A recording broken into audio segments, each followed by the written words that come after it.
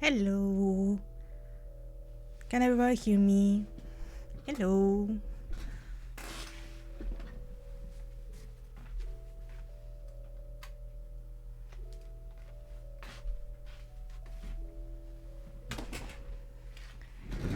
Nice. Let me get my headphones because I can't hear shit. There we go. Okay, I have my headphones on. Let me check that everything is running okay.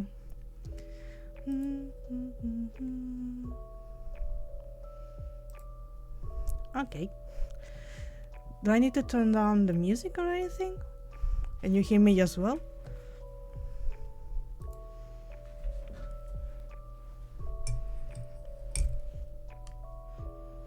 My tea.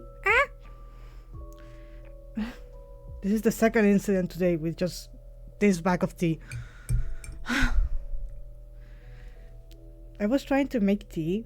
I'm European, so I don't really have well, I shouldn't generalize like that. I'm pretty sure a lot of Europeans have teapots, but I don't own a teapot. So I just do the very American thing that people really hate. That is me just putting a mug inside the microwave until it boils. So I just decided to do that. You know, I put the mug inside the microwave, and I was waiting for it to start to boil. So I just opened the little box I have with everything, with all the little teas that I buy and that I never drink, and it exploded on me. It just went everywhere. And there's chamomile everywhere. Well, there was chamomile everywhere. I cleaned it up, obviously. But you know, that was nice. I like, what time is it? At night, you know? Anyway, at least my cat wasn't around to try to eat it, you know? But still, I'm sick, so I'm not really sick. I'm just a Victorian child who just ate a Dorito and is dying on the street. But you know, it will be nice if I don't get exploded in the face via chamomile. That would be nice. That would be very nice. That just means I need to buy another box or something. I don't know. Things that would just happen to me. Number one.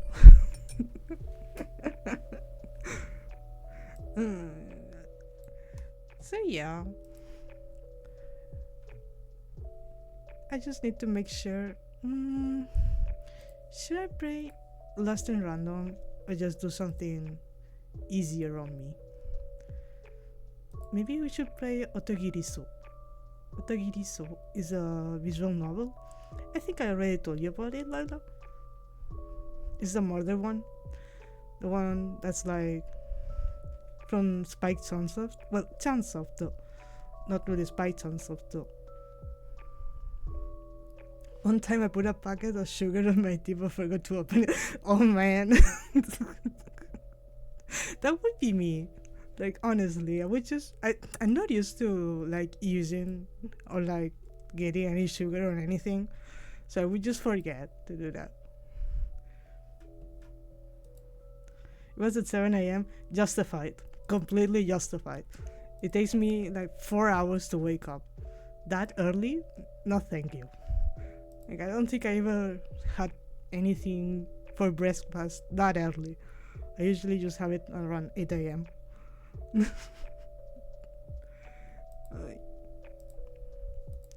um, so yeah, I'm considering playing Otogirisou instead of Lost in Random.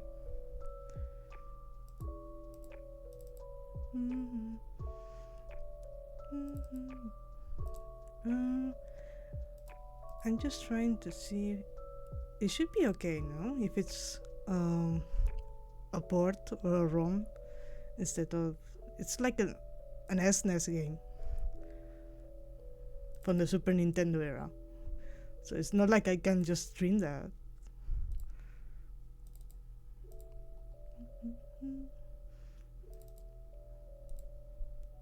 Yeah, it's from the creators from Danganronpa. I think it should be fun. It's a lot of reading though because it's a visual novel. But my throat is fine. And I have tea. Let me open the. Where is it? I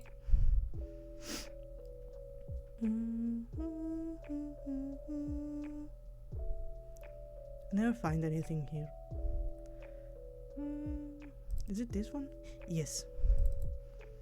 Open it up. Okay. VNs are fun, but people should stream VNs. Yeah! Yeah, they should. Open it up. Can I just open it up on pause? Pause.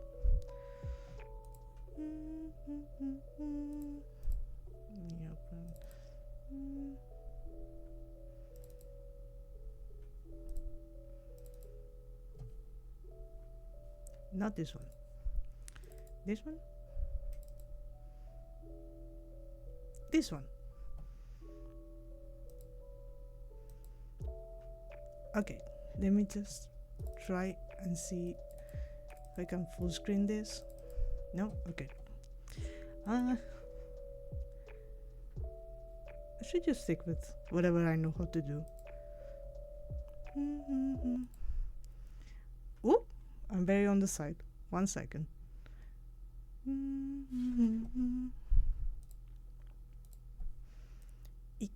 There we go. Now.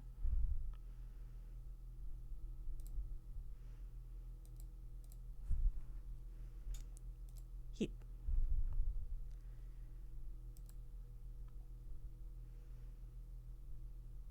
Where is it?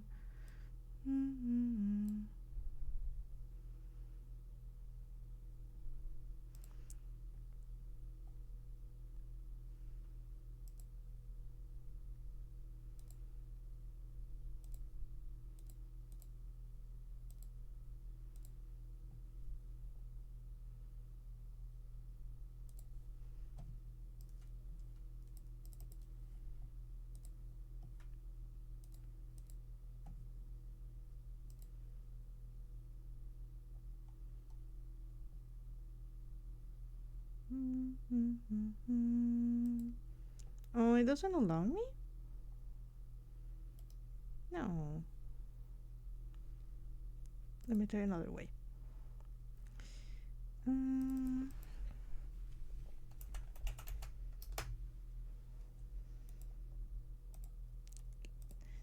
Okay.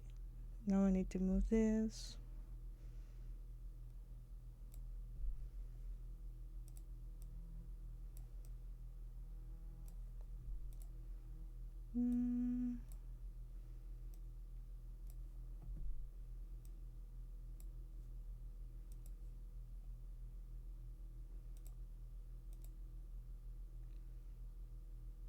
Where am I? I cannot find myself. There we go. I'll just make it smaller so it's easier, so it doesn't crowd me out. Right up there. A little bit more. This should be fine. Let's see.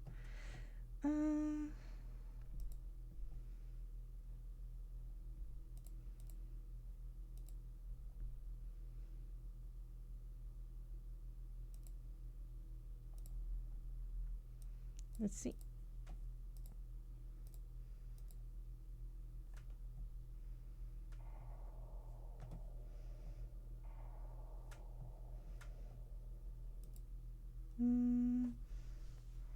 Doesn't seem to be picking up the audio. How do I change that?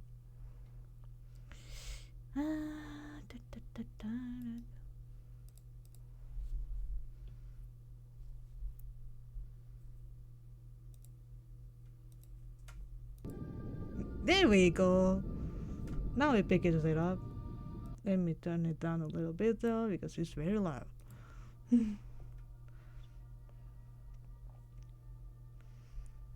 Let's go! I don't know why you can see it twice.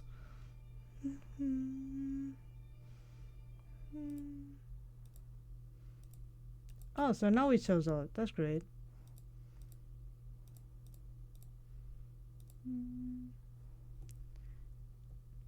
Okay. Is it too loud?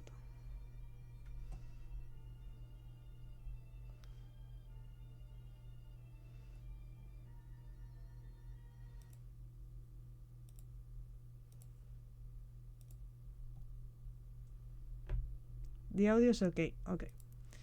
So now you can see it here. It's a bit too loud for me, so I'm going to lower it down. Hi. Now it should be better for me. Yes. Okay, so what I was saying is that the game, it's basically one of the very first visual horror novels that are out there, with all the other ones that I was rambling about on online.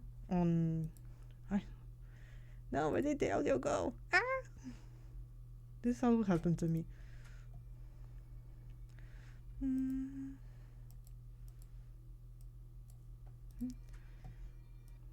No, the audio is just not working for me. There we go. Now it shows up. Okay. Maybe just lower it too much here in OBS. But basically, what I was saying is that it's one of the very first visual novels, horror visual novels out there. That's what Toonsoft was known for, making horror visual novels, and that's why they published Danganronpa. Don't worry, audio is just yeah, it's always a streaming issue, but I hate it when it just doesn't work, you know? I had it all planned and then it just didn't. Anyway, what I was saying is that it's one of the very first horror visual novels out there, and not a lot of people know about this game. I know very little. I just know that it's what we would call today full of basic tropes for horror.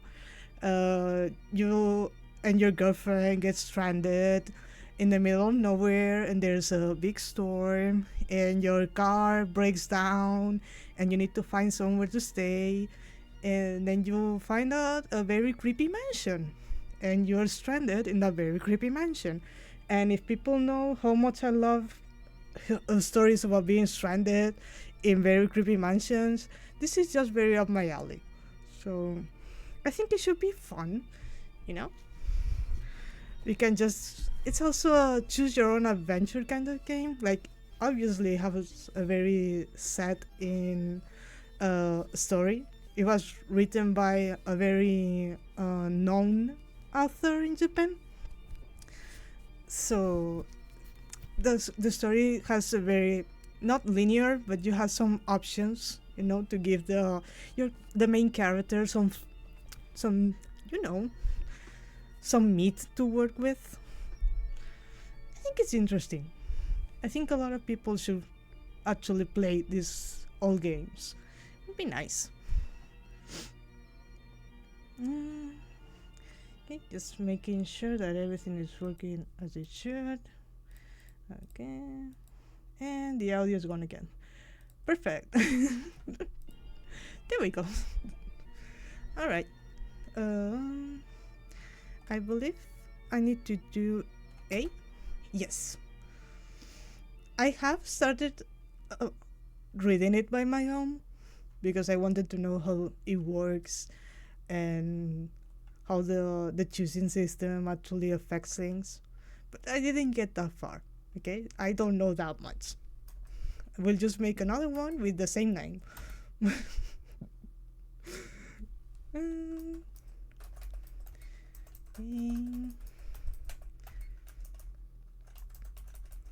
um, where is the key?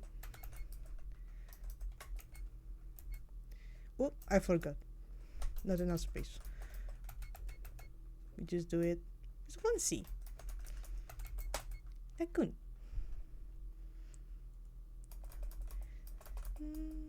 I'm pretty sure there's gameplays, well, walkthroughs on YouTube. But I recommend always playing play it yourself first and then seeing someone else actually complete the game.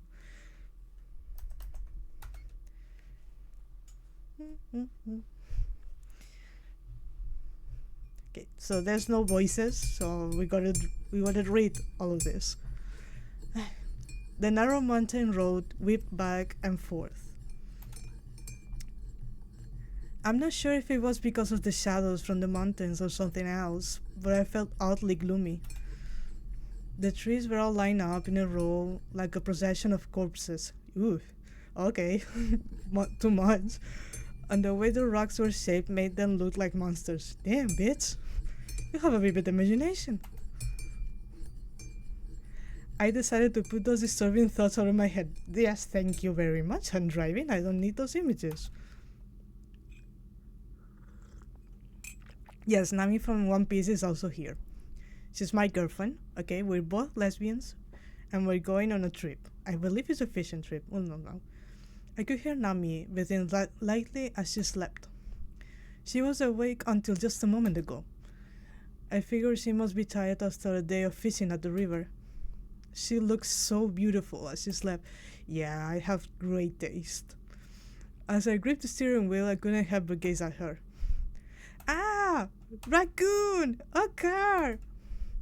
Nami suddenly shouted. Without thinking, I was just about to hit the brakes, but there was no car heading toward us at all. Nami. Oh, that was a dream? Come on, get it together. I pretended like I was going to smack her with my elbow. And at that time, I thought about how cute Nami was. I shivered, just like I had a premonition of something sinister. Should we go with A or with B? Mm-hmm. Pay attention to the road. No! If I want to crash, I'm going to crash.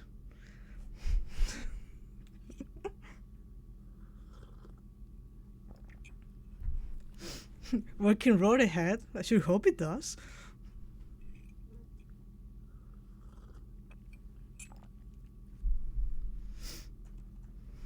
My girlfriend is very cute, so we're going to go with that. I thought about how cute Nami was. They have flowers like that there, huh? Nami said, as she looked out at the scenery. Yellow flowers lined both sides of the road. Oh, those. They go by a few names. I don't know how to pronounce that, so I'm just going to call it Hyperion, because that's what I know how to pronounce. St. John's Wort or Otogirisou. The letters used to write Otogirisou mean the brother cut flowers. Oh? What a creepy name. There's a sort of a legend about them, you know? Oh, I'm all ears. That's just me. That's me. Nami is me when it's about creepy stories. Like, just tell me everything. And at that time, I thought I might scare Nami a little. That's actually me too. I would also scare people just because.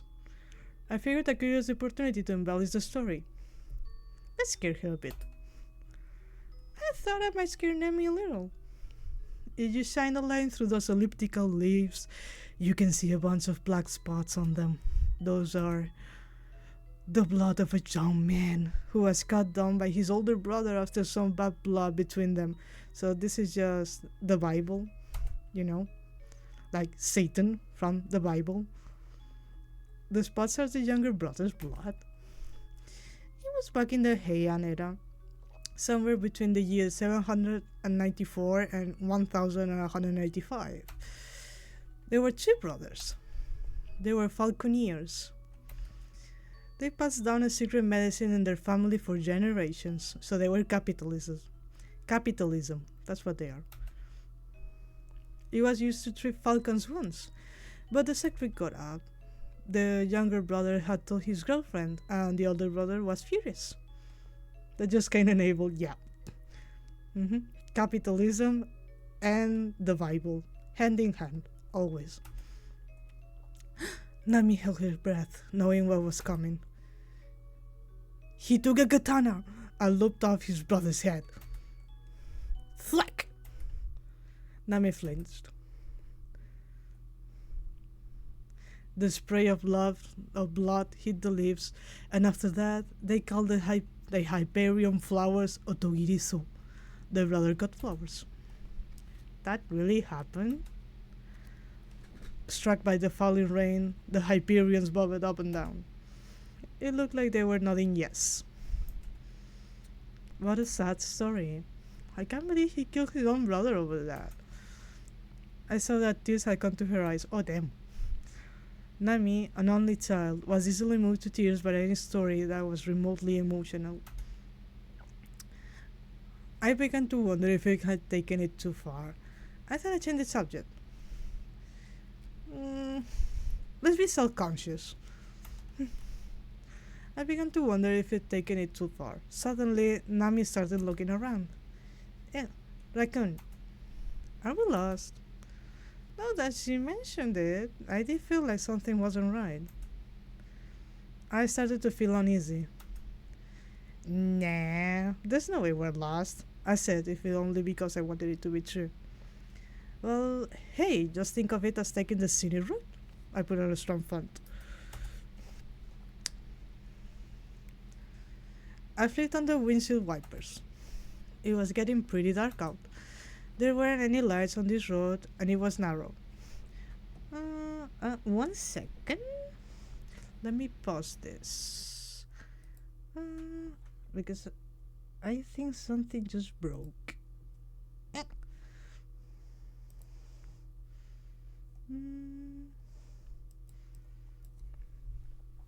Let me see. Where is it?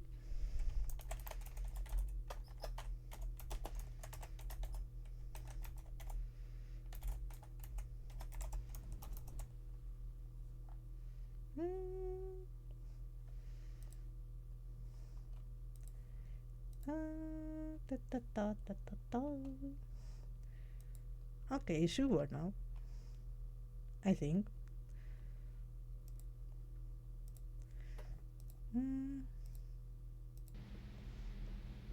Okay.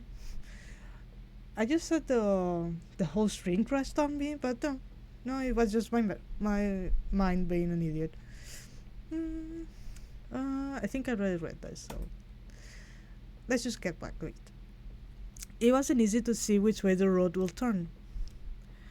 When I turned on the headlights, I could tell that there was a sign up ahead, but I couldn't see well enough to read it. Don't speed up, it's raining, you fucking idiot.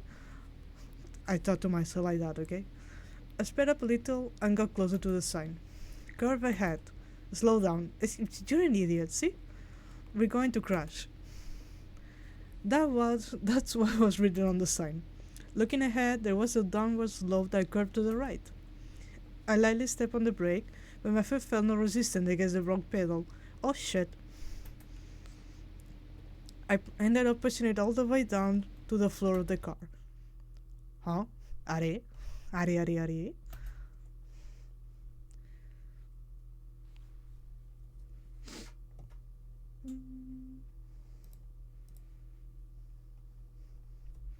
Imagine the sense of barranco. That's exactly what happened. I stepped on the brake 2 or 3 times, but the pedal just tapped to the floor. There was no response, and the car kept gradually picking up speed on the downward slope. I just would have just jumped out. I would rather just scrap my whole body than just get in a crash. Whatever. The brakes aren't working! Oh no! 助けてくださいよ. Rain was striking the car windshield furiously because the rain can be furious. I just gave up, honestly. Jesus, take the wheel. I could see the sign zip right past the side of the car window at high speed and vanish from sight. Well, we're fucked. I'm sorry, Nami. I'm going to kill us both. Look, just ahead. Nami thrust her finger forward, Jesus, and raised her voice.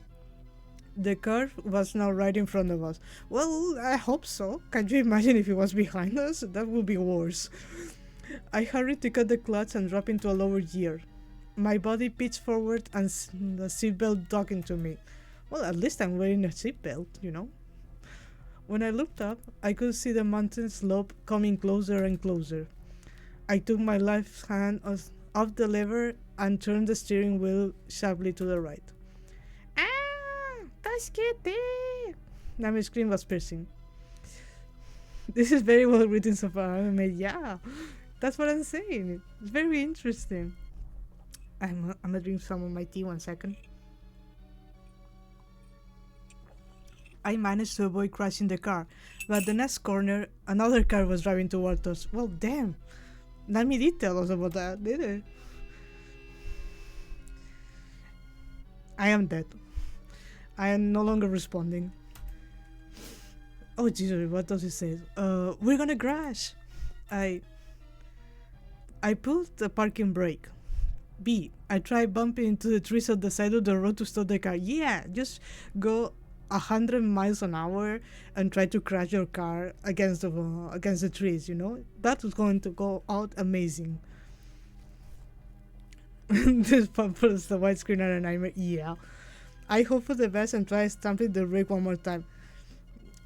The brake doesn't work. Let's try with the parking. I put the parking brake. I could feel the back of the car swerve, whatever that says. The car had gone off to the road and to the right, straight into some tall, thick grass. Well, it's grass at least. It's not the fucking trees. The car that had been coming our way had veered left and honked as it zoomed along out of sight. Yeah, he was just yelling at us, I'm sure of it. Whew. The tension left my body and I slumped back against the seat. My whole body was covered in sweat. Looking at the passenger seat, I saw that Nami was hanging her head down. She's just like, I'm out. I'm never coming back with you. I'm leaving you here. I thought you were dead. Same here. I could see bits of sweat on Nami's forehead too. You're not hurt, are you? I asked Nami. I took a look around. You're not hurt, are you? I asked Nami. Sure, I'm not hurt, but I am shaking. Same. It's cold here. Me too. Oh. Damn, that's precise. A bolt of lightning fell on the tree right before our eyes. It split the tree in two and set it on fire. Damn. I mean, it is raining, so it won't last long, hopefully. It's coming down! Call it timber. Thunderbringer. We flew out the car. That's what we should have done at the very start of this. Just jump out. Raccoon, your car! It's fine. I'm poor, so it's a bad car. Don't worry. The tree had fallen directly into the car, smashing it. The top of the car had caved in and the front windshield was busted. It was a sad sight. It'll be fine, see? That's what I was saying. It's going to be fine. A little bit both, okay? Exactly. Just be positive. I hate how disappointed I felt. It took all I had for me to keep us on front. Honestly, yeah. Maybe you could get it remodeled into a convertible? Yeah, that's a great idea, Nami. I could just cut it in half. But see? No, that's a good idea. The fuck was that sound? Oh, well, that was short lived. My car caught on fire. Okay. Well, that train didn't last very long. Fuck that, me. I just said that. It was stupid of me to dream of it in the first place anyway. It wouldn't have worked anyway. That's what I was saying. Remodeling an ordinary car into a convertible would have just looked lame. I'm lame. I'm fine with lame. I muttered to myself. Nami gave me a pat on the back. You don't have to be so like this, okay? Jesus. Sour grapes. What? What does that have? Is that a saying? Sour grapes? Anyway, what should we do now, Raccoon? Your cat's been totaled and it's raining. She sounded worried. I felt worried, so I moved close to Nami. We should start by looking for a path. And I pointed to a light in the distance. Let's go towards the light, maybe we're dead, and this will be over.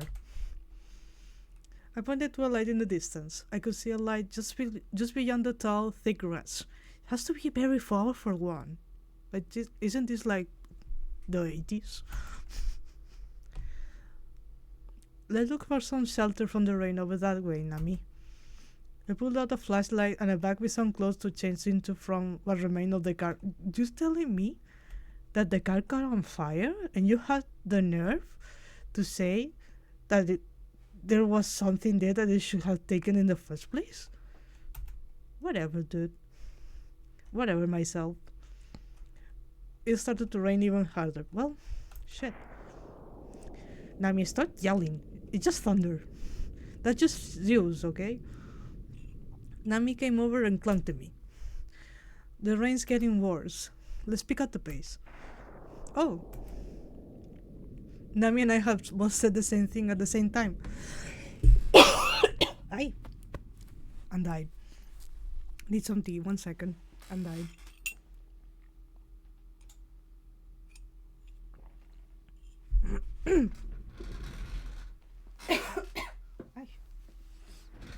It's okay. I almost died, so it's fine. You can vanish again. I'll die again and come back. Don't worry. Ay. Oopa. Okay. That's fuck. Don't laugh at me. It's not funny.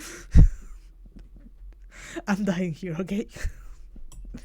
You just missed me saying that the car is completely totaled and that it could have been a convertible, but it didn't happen because it got on fire. But then actually there was a torch and some dry clothes inside the car.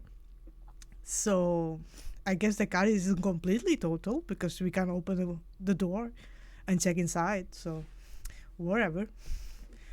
We're also going towards the light. Not the light, but like a light. But saying towards the light is also funnier. So. Oh, and we said the same thing at the same time. Me and my girlfriend from this game. There was a line of nothing but the flowers. How do you say this? Ipericum? Ipericum, maybe? Yeah. They look almost like a path that was leading us towards the light. See? We're going towards the light with that. That's when I said, let's go check it out for the time being, damn it. Yeah, under the heavy rain. Are you crazy? Are you crazy? I'm not sure. I have never heard this name for these flowers. Me neither. Like I don't know. I don't know what's that supposed to mean. Well, the Japanese name, yeah, but this one, no. Maybe we shouldn't go. Yeah, we shouldn't go. We're soaked and cold. Maybe we shouldn't go. It's not like we have any other options, though. Right. I started walking along with Nami. We were now standing right in front of an old Western style mansion.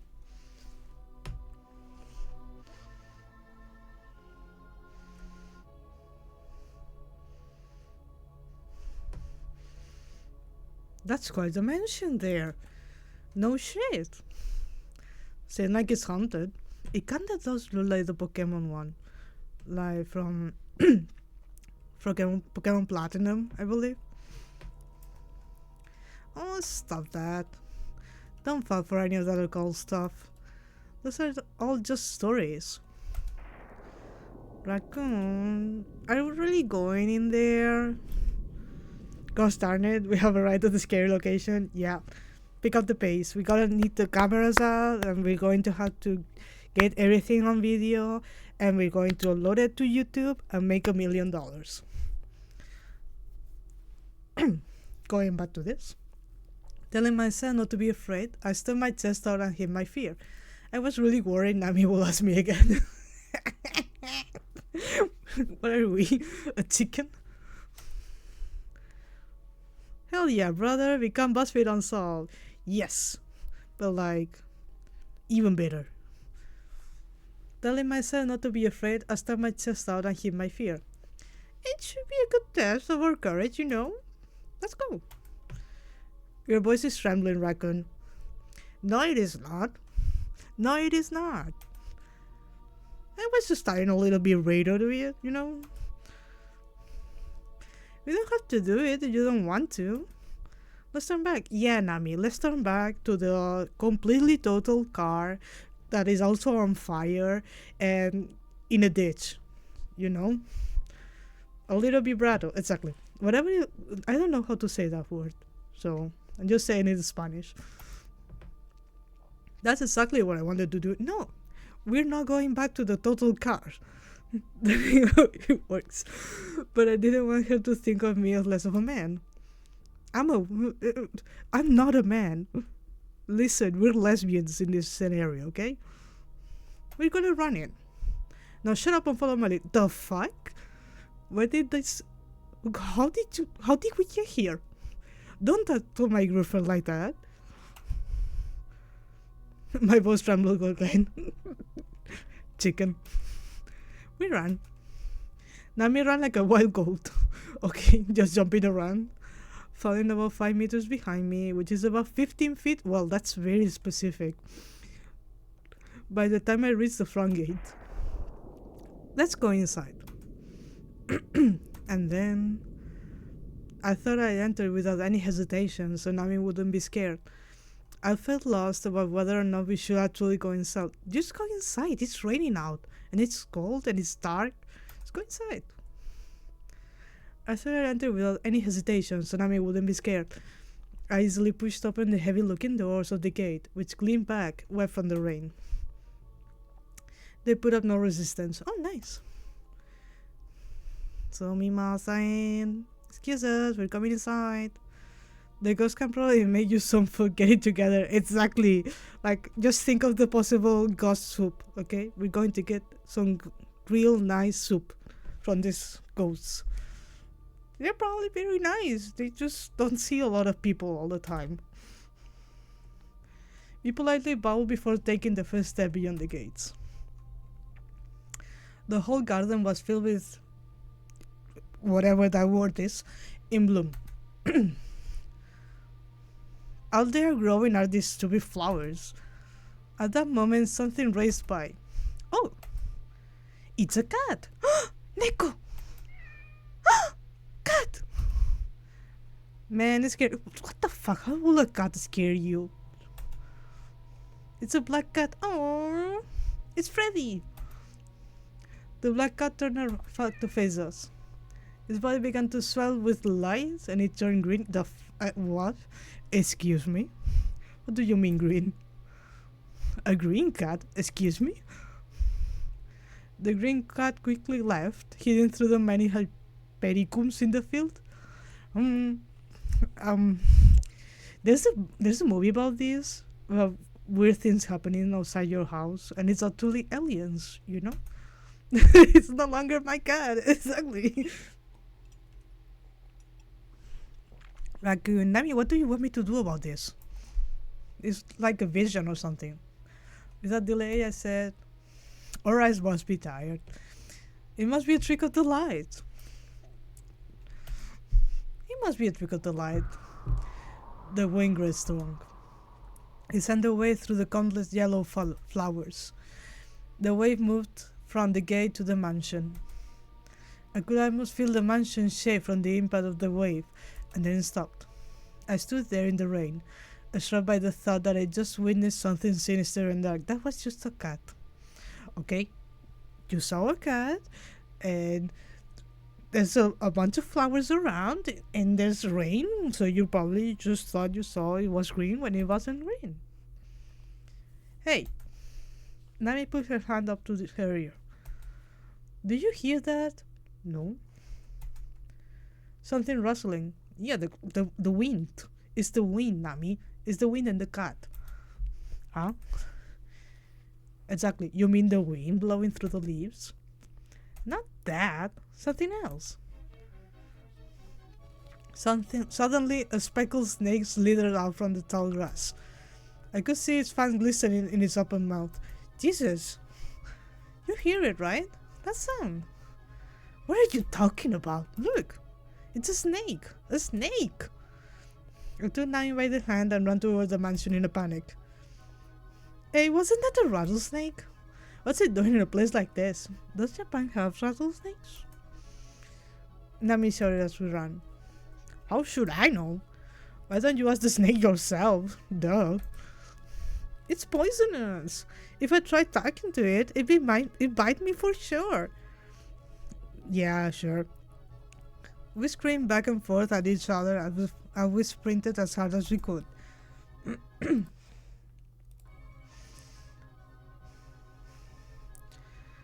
We ran up the stone steps to the entrance, and when we turned back, we saw the snake slithering towards us over the brick-lined path. Snakes aren't that fast, though. I think we should be okay. Just grab a stone or something and throw it at it. I grabbed the door's handle.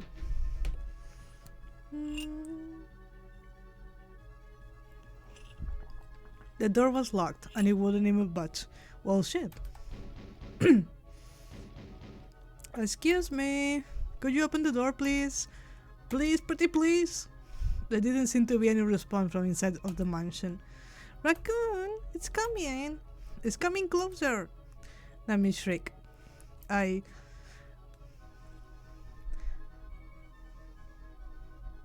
Oh, we're screwed. Yeah. I decided to break the window on the right side of the entrance. If you can break a window, you can just hit the snake. Like, just land the body. I put out my power into my right shoulder and slammed it into the door as hard as I could. It's a good thing the door was so old. After 2 or 3 hits, the lock broke and the momentum sent me falling straight to the entrance. That takes care of that. Oh, you're bleeding. Nami grabbed my hand. How the fuck did I cut my hand? I was just scratched. But it's fine. I'll be fine. It's just a scratch. I suck at the wound. Don't do that. You need to get it properly treated. Nami took out a handkerchief from her pocket and wrapped it around my hand. It smelled faintly of roses. This is all I can do for you now, but I'll tend to it later. Thanks. I felt a bit bashful. But anyway, the lock's useless now, huh? Whoever owns this place will probably give us an earful once they found out. It's an old house, who cares? We will have to apologize to them ahead of time then. I stood up and looked around. Ooh, this place is nice. It was a spacious entrance. There was a hall with stairs leading up to the second floor, and a large chandelier hung from the ceiling. On the left side, there was a large brick fireplace with a cloth covered sofa set in front of it. Is anybody home? I raised my voice and walked further inside. We just let ourselves in, Nami also shouted out, but nobody replied. Maybe nobody's home? Yeah, well, whatever. Let's sit down for a while. I'm exhausted. I walked over to the sofa. This is very Umineko.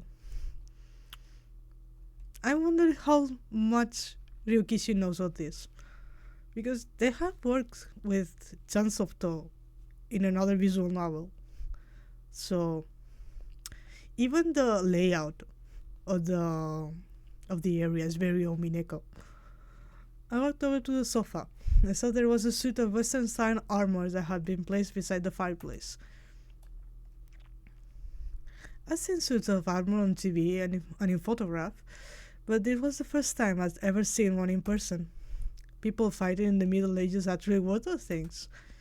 It occurred to me how heavy it must have been for those people to wear them. Hey, what's up with that? Nami tapped my shoulder. What's up with what? That, there. Nami pointed over to the right side of the entrance hall. A huge aquarium had been placed up against the wall. Don't touch that. Don't touch that. That's probably full of nasty stuff. Okay, it hasn't been cleaned. It will give you like an infection, and we're in the middle of nowhere, and I don't know how to clean a wound properly. Okay. There wasn't anything particularly unique about the shape of it. It was an ordinary-looking glass aquarium you'll find anywhere, set in a silver-colored frame. The problem was the size. It was abnormally large. There's a monster in there, most probably. You think there's something inside it? Yeah. Yuck. Yucky water. I went over to the aquarium. The inside of the glass was covered with mildew? The fuck is that? And the water was really dirty. Even if something was in there, you wouldn't be able to see what it was. Yeah, don't touch that. Don't touch it. No. Just look at it, okay? Don't touch it. That's nasty. Thinking I could get a peek from above, I moved over a small sofa that was in front of the fireplace. I'm going to fall inside. I just know it. Standing on the sofa and looking down, I could see a black mass within the dark water. Don't touch it. Do not touch it. Don't get that close. I couldn't tell if it was a creature, some kind of boulder, or maybe algae. I don't think algae would look like that. I didn't have any idea. Yeah, me neither. That's why I wouldn't get close to it. Starting a list of words to look up after stream: Hypericum and mildew. Whatever that's pronounced. Well, do you see anything in there? No, nothing. At that moment, the black cloud moved a little. Just a step down, walked out, just sit by the fireplace, and shut up. Something that looked like a ping pong ball floated up to top. That's an eye. That is an eye. Yuck. I looked away. It smelled like rotten fish, and the stench made me feel nauseous. Like, what did you expect? That thing hasn't been cleaned in at least 10 years. I held my breath as I looked down once more, but I couldn't see the thing that had changed. What could that have been? An eye? I just told you.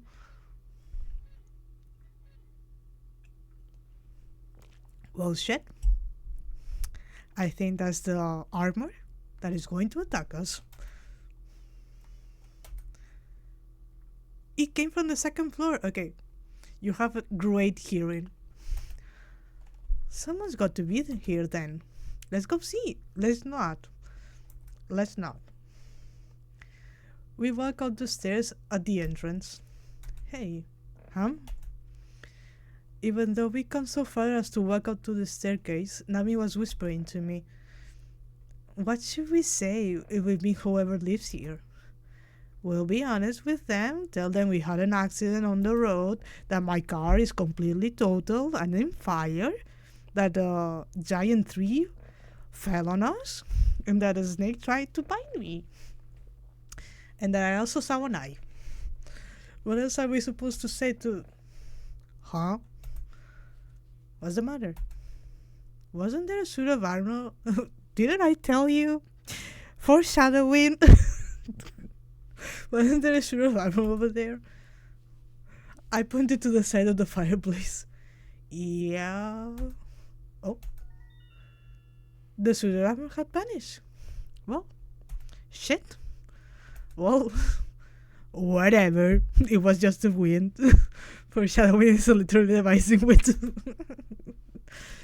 Whatever. Let's go and check out that sound anyway. Like, who cares if a suit of armor just gets up and walks away? Whatever. Bitch. I hate myself in this game. At the top of the stairs, the corridor went to the left and to the right. I think the sound came from this way. How the fuck do you know? This is a giant mansion, bitch. We walked down the hallway to the right. Which room could it be? Shh! I can hear it again. It's the armor walking around. This is it. There's no reply. Are they not here? I opened the door without hesitation. You have no hesitation for anything. It was dark inside. Yeah? Turn on the light. It didn't seem like anyone was there, though. There was a wooden table in the corner to the left with an electric light stand on it, which glowed with a red light.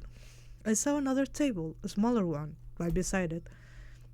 It had a checkered cloth on top of it and a single book. Also, this is actually Spain. This takes place in Spain or in Latin America, because that's a very Latin American or Spanish thing to do. I stepped inside of the room. Oh, Lemao. Am I wrong, though? Am I wrong? That's a very Latin American Spanish thing to do. To have just these checkered pieces of cloth on top of something, just because. Whoa. The door suddenly slammed shut behind me. It was just the wind. It was just the wind. How are you going to check up a book if the light is turned off? Like, make it make sense. Panicked, I turned to the door. No. I have no hesitation. I cannot be panicked. Still, I paid it no mind and walked out to check out the book on the table. That's a very stupid thing to do.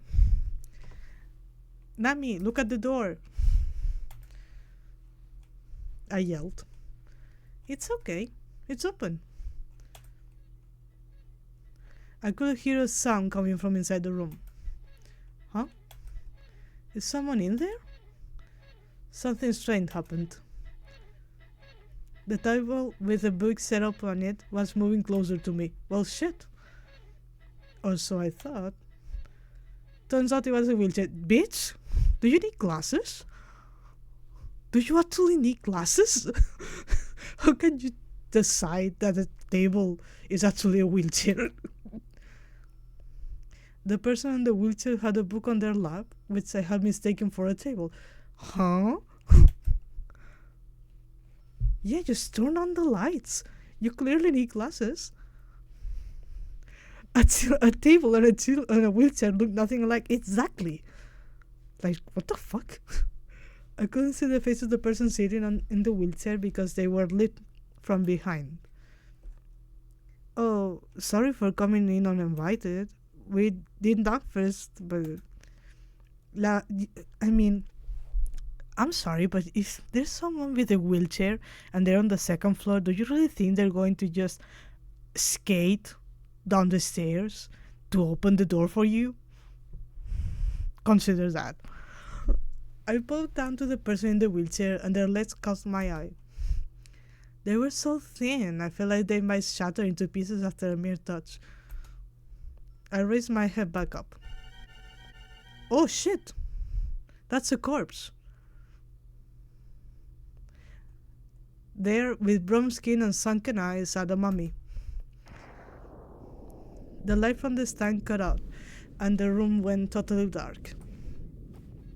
Did the wheelchair just move? What? Nani? I stepped backwards. Nami tugged at my clothes. The squeaking of the wheelchair was coming closer and closer. Just kick it. What is it going to do? It's a mummy. Kick it down. My hands trembled and I was unable to open the door. Hurry up and open it. Nami, I did tell you to look at the door, and you didn't. It was your job, not mine. We practically fell over ourselves to escape into the hallway. But it was pitch black outside of the room too. I couldn't tell left from right. Nami, where's my flashlight? How would I know? I can't remember.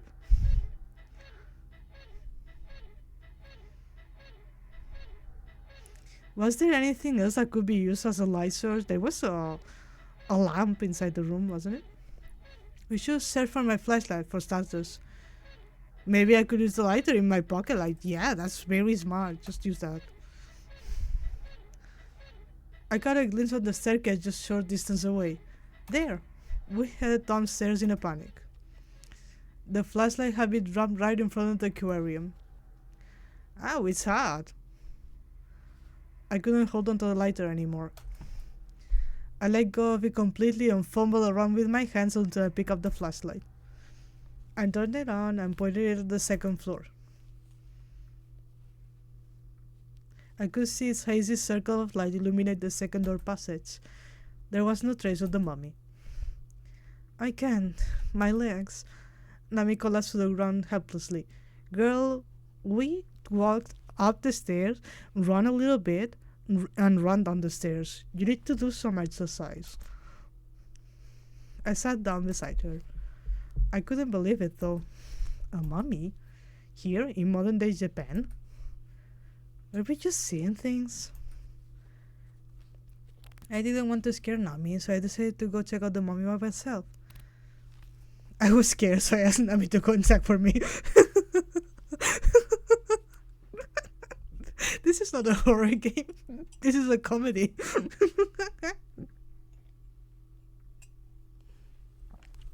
I don't think we should leave her, but we also shouldn't send her either.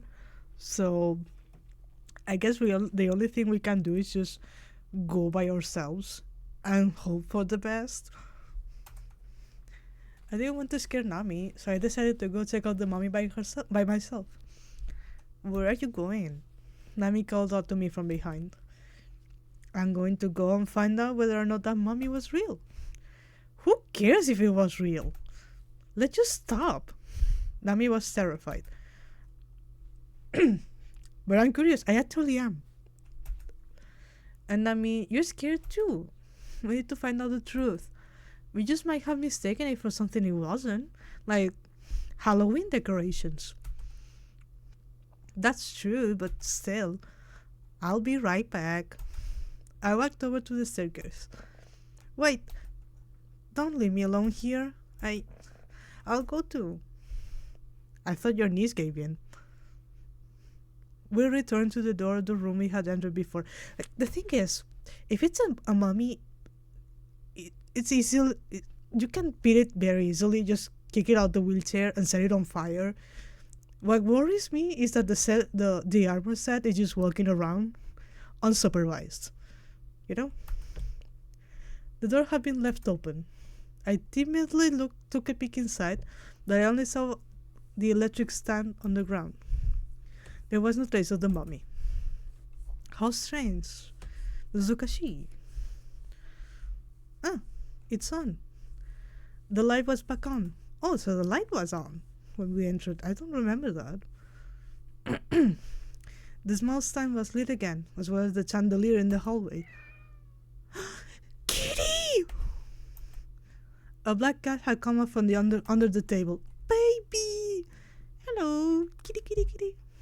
Nami crouched down and picked it up. How strange.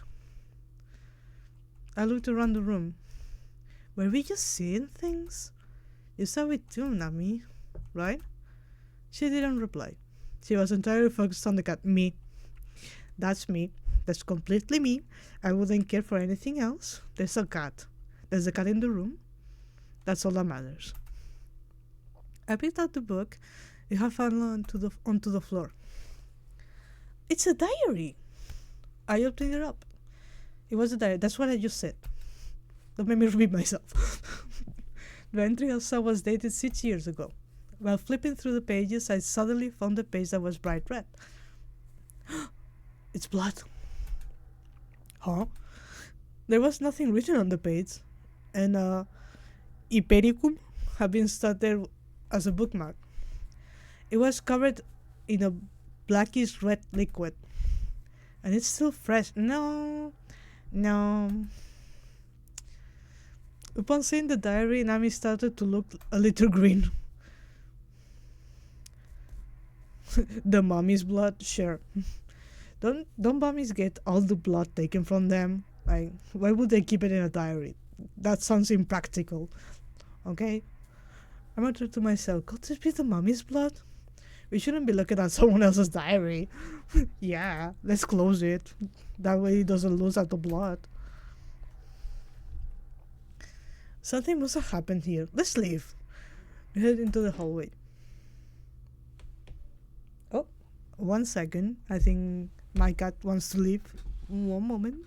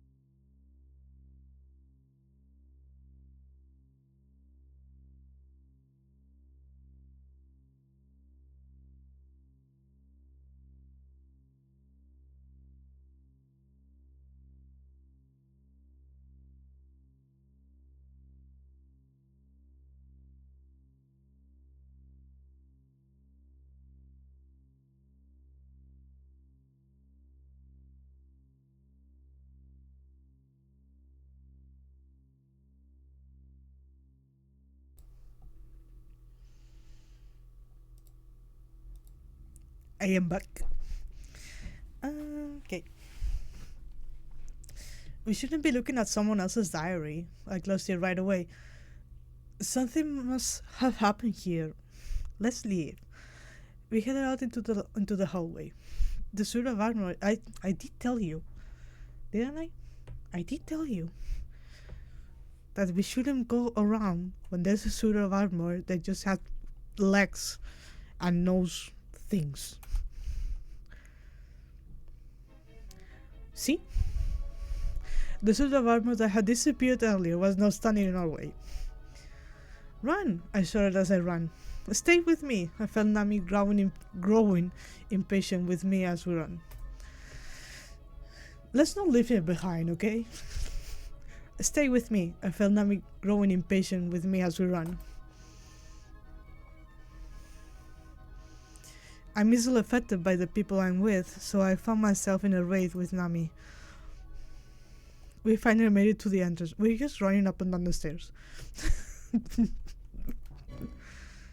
The door's gone. The huge door from before was missing. In this place was just a wall. What's going on here? There used to be a door here, right? Dayone. Maybe you were mistaken. No, there was a door here. You fell through it, remember? Maybe I got a little hasty and just happened to enter a room that only looked like the entrance hall. We might be in an entirely different area of the mansion. The mansion was huge, so it wasn't out of the question. Anyway, we got to get out of here now. The window! The window! Oh, we just stood there, powerless. It was like the mansion could read our minds.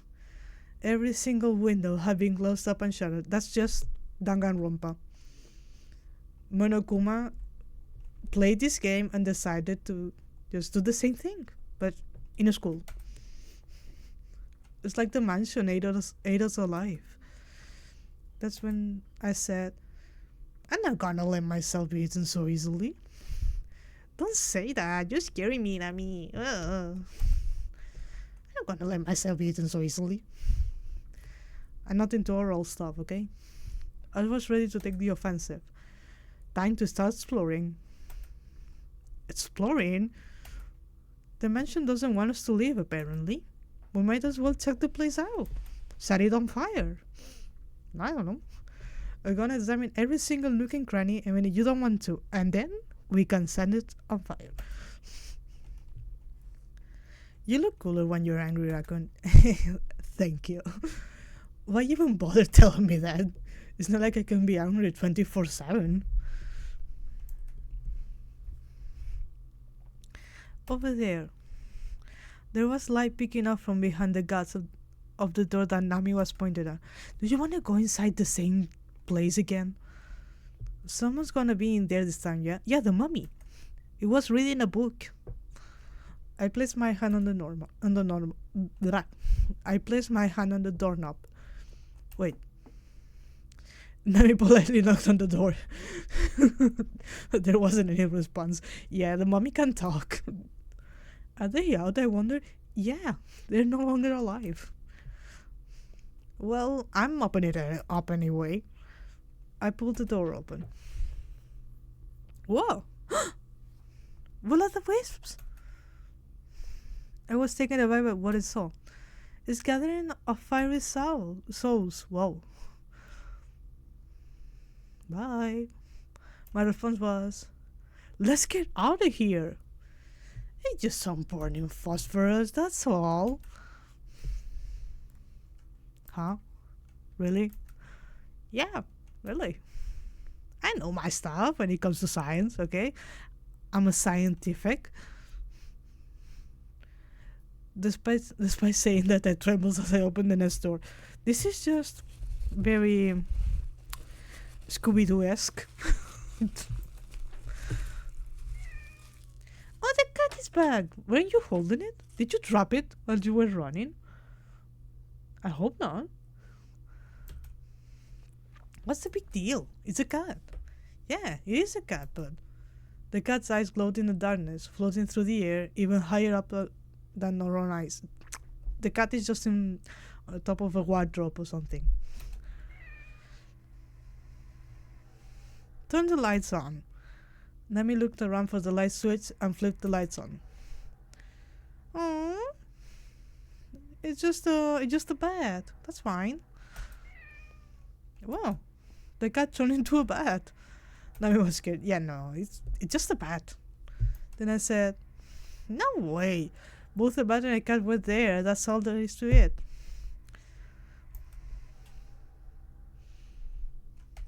Yeah, that's got to be it.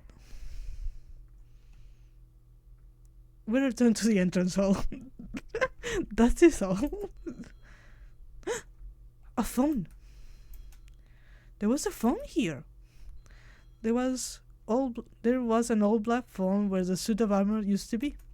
Oh, how polite. They just got us a phone. We stared at the phone as it continued to ring. What should we do? Pick it up. I don't think we should just leave it unanswered. Right, but okay. I put the phone over to me. Raccoon? Nami shouted. She lifted up the cord. The tip of it was melting and turning into smoke that drifted up into the air. It's still ringing? I thought it must be some sort of trick phone. I couldn't hold my hand back. It reached for the receiver on its own. I thought the ringing sounded like something, like somebody screaming. No, it doesn't. I thought it must be some sort of trick phone. I picked up the receiver. Moshi moshi. I shouted. Hello. I could hear a woman breathing. Why? Huh? I almost dropped the phone. Hello? Hey. Can you tell me why? Tell me why I'm nothing. Her voice sounded low and resentful. Well, did we kill someone? Have we killed someone? Did we run over that person from before? Whoa! I am at the front. Okay.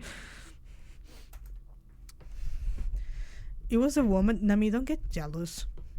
It's a woman from the very spooky haunted telephone, okay? You. At that moment, I heard a sound from upstairs. Hey, what was that just now? The mummy! I said, I knew it. Somebody must be here. Probably not a mouse, that's for sure. But we headed in the direction of the sound. Maybe that's the place, over there. It was the third door on the left, on the second floor. I'm gonna open it. You do that. Okay. After opening the door and going inside, I found an ordinary looking guest room with something gleaming on the table. Oh, it's a knife. It had several flowers twisted around it. Hypericums. I felt like I'd just been struck with misfortune. Damn, okay. What's wrong? I remember something unpleasant. What? The meaning of Hypericum flowers is revenge. So then, this place is a mention of revenge, huh? The tip of the knife's blade gleamed. Throw that knife away. No, we don't have any weapons to defend ourselves. Are you fucking kidding me right now? Did you truly just throw the only weapon we have? I opened the window and threw the knife out as far as I could into the darkness of the night. Like, sure, just give the snake a weapon. Do that. When I threw the knife out, I don't know why, but I thought to myself, I'm not gonna let myself get wrapped up on someone else's revenge. I got worried about Nami, and I turned to look at her. Nami, her face was pale. Let's get out of here. I took her by the hand. I feel something's very wrong here. I might be pretty dense sometimes, but even I can sense this much. Let's leave. I put Nami out of the room and shut the door with both of my hands, as if I was sealing away something very unpleasant. The next room will be this one. I pressed the door on the other side. Don't enter the door that has a security lock outside of it. It's keeping something in, okay? You're going to keep looking for them? Nami asked, seemingly about to cry. I can't just kick back and relax now, can I? I raised my voice at her. Okay, don't be mean. That's your girlfriend. Be nice. You might even have to spend the whole night here. Is the owner of this house just a little freaky, or are they actually trying to hurt us? You have to try and find out that much at least. As I went on this run, Nami just stayed quiet. Oh, there's a bed. We can sleep on Torrens. I ripped the door open. There was a window on the other end of the room, with a small desk in the left corner. There was also a bed. It was a very ordinary room. Okay, Mr. Richman. There's nothing here, is there? There's a bed. We can sleep in there. I closed the door. There is a room we still have to yet to check over there. I intentionally said this in the most calm and formal tone I could muster, and I went further down into the hallway. Nami followed me silently. We saw it before, though.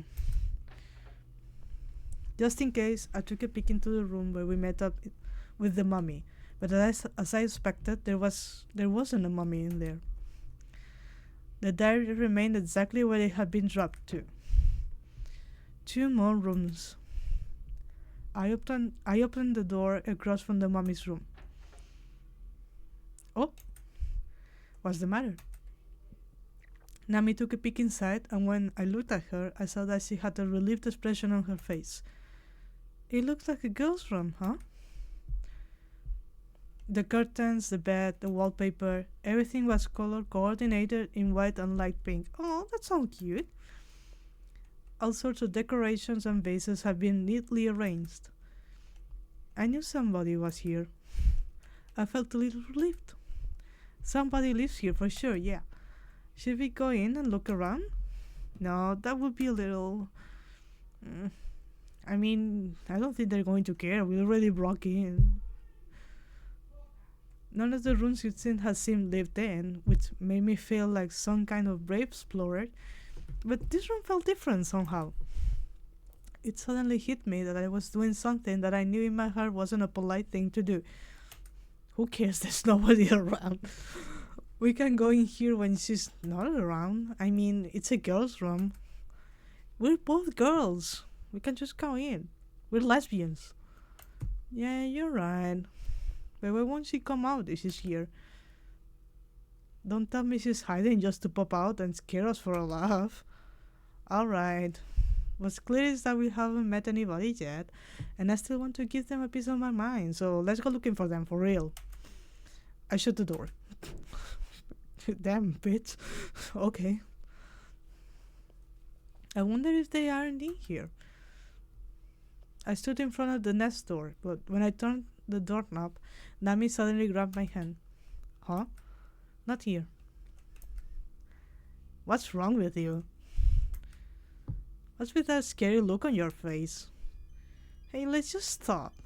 She looked serious. What's with you all of a sudden? Let's just stop, okay? Please. It's like I know something bad will happen here, especially in this room. Just stop here, if only just for this room. Why though? Why is this one room off limits? It just is, okay? That doesn't make any sense. They might be in here, you know. No, I don't think they are. I'm sure they aren't in here, okay? So let's go, already. Let's go back downstairs. She pulled me by the hand. What's the big deal? I just want to take a look in this one last room. I shook off Navi's hand and grabbed the doorknob. But it wouldn't open. Okay, all of this for the door that doesn't open. Fine. Huh? Is it locked? See? I told you. You should just stop. Oh, I know what's going on. They screwed around with us and now they're hiding in here. Hello? Is anybody there? Hello? There was no response from behind the door. Upon closer inspection, the 4 corners of the door had been nailed shut. So, this door can't be opened? Hey, raccoon! I'm hungry. Huh? That came out of nowhere. I really am though. I'm starving. Can we look for something to eat? Yeah, let's go to the kitchen. They got to have something we can eat here. But you're hungry too, right, raccoon? You haven't eaten since this afternoon. That's true, but... Hey, let's go down and find something. Whoever owns this house might be down there too. Sure, I guess. I ended up getting pushed along by Nami. After we went down the stairs, she headed forward on her own, walked up to a door and grabbed the knob without any hesitation. No one has any hesitation in here. Let's hurry in, raccoon. Something didn't seem right to me. How do you even know if this is the kitchen, Nami? Nami, don't tell me you knew. It's hard to believe you were acting so frightened up until now, Nami. How do you even know that? How do you even know if this is the kitchen, Nami? Huh? Now that you mention it, Nami looked at me, surprised. I just had a feeling. It was like my feet just carried me here. It's weird, isn't it? Either way, let's go inside. Okay. It's pitch black in here, but it smells great. This has. Oh, this is the ghost soup that I was talking about. This has got to be the dining room. I flipped the switch on the wall. There was a long table in the center of the room, and on it were plates stacked with food. But the thing is, what happened here? Everything was a total mess. It's just tiny bombs inside someone's stomach. The meat dishes sauce had been splattered everywhere, including over the napkins on the table, which got splotched brown. The fish had been chewed up from head to tail, which had, which had attracted some flies. Knocked over bowls were scattered here and there, causing the soup they once held to drip off of the edge of the table. Did that cat do this? No, I'm sure not. Seems like it, huh? No, why would a cat do that? The fruit appeared to be untouched, but it was overripe and turning black. It didn't look appetizing at all. Listen, you are not in a position to just decide what should you eat or what you shouldn't be eating at all. What should we do, Nami? Maybe there's something in the fridge? Huh? What's wrong? That look on your face is scaring me. That... just now. I looked around. Did you hear that? Hear what? It sounded like a woman shrieking. I didn't hear anything. You didn't just imagine it, did you? No, I'm sure I heard it for real. It came from over there. I approached the window. It was too dark to see outside, but I had a bad feeling about what it might be. Well, it is raining outside. And there's a lot of wind. So it could just be the wind, actually. Wait, I'll go and take a quick look. I stepped away from the window and headed for the exit. How are you going to get outside? The door is no longer there. Hold on, what are you doing? Something might have happened, and I'm curious to find out. Wait for me, I'm going too. We left the dining room. Bye-bye food. Hey, hand me your lighter for a second. Didn't we leave it at the dining room? At the living room? Nami was holding a candlestick. It was from the dining room table. I felt a little uneasy about not having a light on my own. Thanks. Here, you can have your lighter back. We did drop it, didn't we? Nami held the now lit candlestick and I gripped my flashlight as we walked slowly down the hall. Hey, did you really hear someone? I could see doubt in Nami's eyes as she looked at me. Yeah, it sounded like, hee! That's Michael Jackson. That's actually just Michael Jackson. It was a long and mournful cry. Creepy. Nami furrowed her brow. Why would they be shrieking like that? Could it be a burglar? A burglar? It's certainly possible. It was playing while the lights are on, even when the owner isn't home. The hallway veered to the left and continued to the back of the mansion, but the hallway there was tight. Was tight, and the ceiling was getting lower too.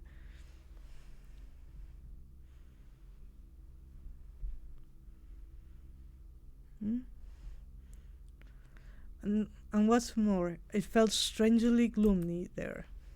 It was like we'd veered off of the main road into some back alley. My flashlight lit up a small iron door just ahead. It came from behind that door. I need to know how good her ears are because how are you hearing all of this all the time and I'm not? There's something creepy about this door, don't you think? Almost like they're conducting some sort of secret experiments in there. Yeah, then let's not go down. How about that? It was just like Nami said. The door had been painted clumsily, and almost all of the paint had fallen off, leaving the metal door entirely red with rust. That's blood. I wonder if it's open. I put my hand on the doorknob. There's that voice. You heard it this time, didn't you? Her sense of hearing is the spookiest thing in the game so far. For real, though, for real. It's the same voice as before. Nami stared wide-eyed at me and shook her head in denial. We're going in. I held the door open. Let's go. I got stuck in the face by a blast of wind and water. It was the back door, huh? I can't see anything out there. When I shine my flashlight outside, something to the right reflects the light. It's a greenhouse. Where's the shrieking coming from in there? Oh, did you take any meds? You should also go and just lay down. I could hear Nami shout behind me. What happened? The flame went out. Yeah, no shit. I did. You better. You better. The flame went out. Nami held the candlestick in her hand, looking at me reproachfully. How is that my fault, Nami? You went outside, holding a candle. Outside. Well, of course it would. And we're going out in the rain, so... What should I do with it? We can't use it out there, so let's just leave it in here. I set the candlestick at my feet and took Nami's hand. Just keep the candlestick. You can throw it at someone. Alright, let's go. Hand in hand, we trudged through the mud. Our clothes, which had just started to dry, were soaking wet almost instantly, and our shoes became heavy from all the mud. Exactly, use it as a weapon, that's what I'm saying. Do you think somebody's in there? Nami asked me quietly. I doubt it. What? So we came out here for no reason? We wanted to leave. What are you talking about? Like, girl. I mean, not anyone who's alive anyway. No way. Ooh, my table. The expression on Nami's face changed instantly. If anyone was in there, they would have seen us shining a flashlight at them. There wasn't any response, so that would mean that they would already have to be... Why do you always have to scare me saying stuff like that? Nami looked like she was about to cry. We are so mean to our girlfriend. Like, we deserve to be in this revenge plot and die because of a set of armor decided to cut our head off or whatever. We looked through the glass and saw that it was totally dark in there. I shined the flashlight inside. Oh! Nami and I both shouted at the same time. There they are again. They were the Ipericum flowers inside. The small yellow flowers were mixed with all of the other ornamental plants. Why are we so rude to her, like, for real? Like, what do we win? What do we get from being mean to our girlfriend? A greenhouse of revenge, Nami said in a whisper. Don't say it like that. It's creeping me out. What? Look who's talking. We casually shined the light in as we walk around the greenhouse, but we made it to the other side without encountering anything out of the ordinary. No one was in here after all, were they? I considered going back to the mansion. You consider going back to the mansion? A second ago, you were trying to get out of the mansion. Should we go inside of the greenhouse too? I turned and faced the entrance. Just go inside the greenhouse. I turned and faced the entrance. We've seen it now, haven't we? Well, you know. And at that moment, huh? What? When I shined the light at the greenhouse door, I saw it swaying in the wind. I looked over at Nami's face. Her mouth was agape, and she looked at me out of the corner of her eyes. Ooh oh. Alright, I'll ride you to the door then. What if you get eaten by a spooky plant though? I mean, I think it's easier to just kill a plant when we have a lighter in us. No, we're carrying a lighter with us. I broke into a run, so now we're just leaving our girlfriend behind on in the rain. Great, we're amazing. We're an amazing partner. What gives? That shrieking was just the sound of the store. Nami shouted as if to scold me. You heard it first. This is a race, you know. You better get moving. I paid her no mind and kept running. Bitch. This game. Wait up. When I looked back, I saw that she had fallen right on her butt in the mud. We're just the worst person ever. You made me fall, you jerk. I started laughing just as I reached the door. Wait, it's too dark. I can't see anything. Why are we like this? Like for real? What the fuck? At the entrance, I turned around and shined the light over to Nami so she could see. The corner of the light hit the door, and the second I saw it, my smile froze up. Ugh, you made it in here first. Nami came over, looked at me, and said, You got that scary expression on your face again, but you're not following me this time. I gestured with my head towards the glass door. You can be so dumb, you know, she said, and then she looked over. Oh, damn. Huh. This is like the red room thing. There it was, written on the glass door in big red letters. Nami. The light that reflected off of the glass illuminated us as we stood there looking at it in the rain. It's got to be a coincidence, I said, but I knew deep down inside that a voice had drawn me here. Even if it actually was a coincidence, why would her name be written here? Nami looked pale as she stood there in the rain, dumbfounded. She said nothing. Her eyes transfixed upon the glass, and it swayed back and forth. The door creaked again as the wind blew it. Let's go back, I said, making it a point to sound cheerful, but Nami didn't respond at all. Let's go. I tugged at Nami's hand firmly. She didn't budge. Why? How? You're just overthinking it. Am I? It has to be a coincidence. It has to. This is the first time we've ever been here, for once. So, someone who was here had the same name as you. So what? And yeah, sure, it's weird for somebody to write their name in a place like that, but if we ask whoever lives here, they'll probably have some funny story about it. I'm sure they would. I talked loudly, without pausing, trying to shout away the fears that I felt inside. Yeah, Nami said quietly as she nodded. We'll catch a cold if we stay out in the rain like this. Let's head back. I put Nami away and we kept walking.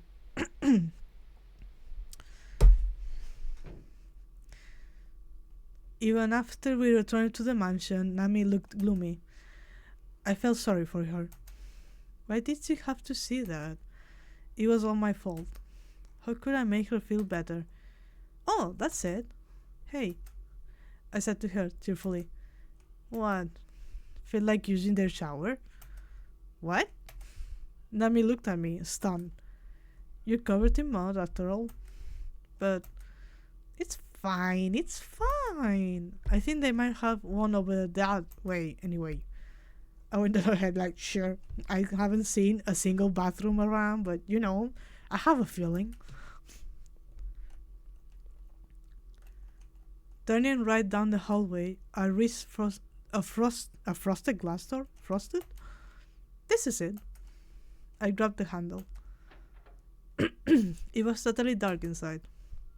I shined my flashlight in and Just as I thought, it was a bathroom. Very convenient. Just very convenient. There was a white sink and a large mirror on the left. On the other side was a Western style toilet next to a sliding glass door. Yeah, what the F?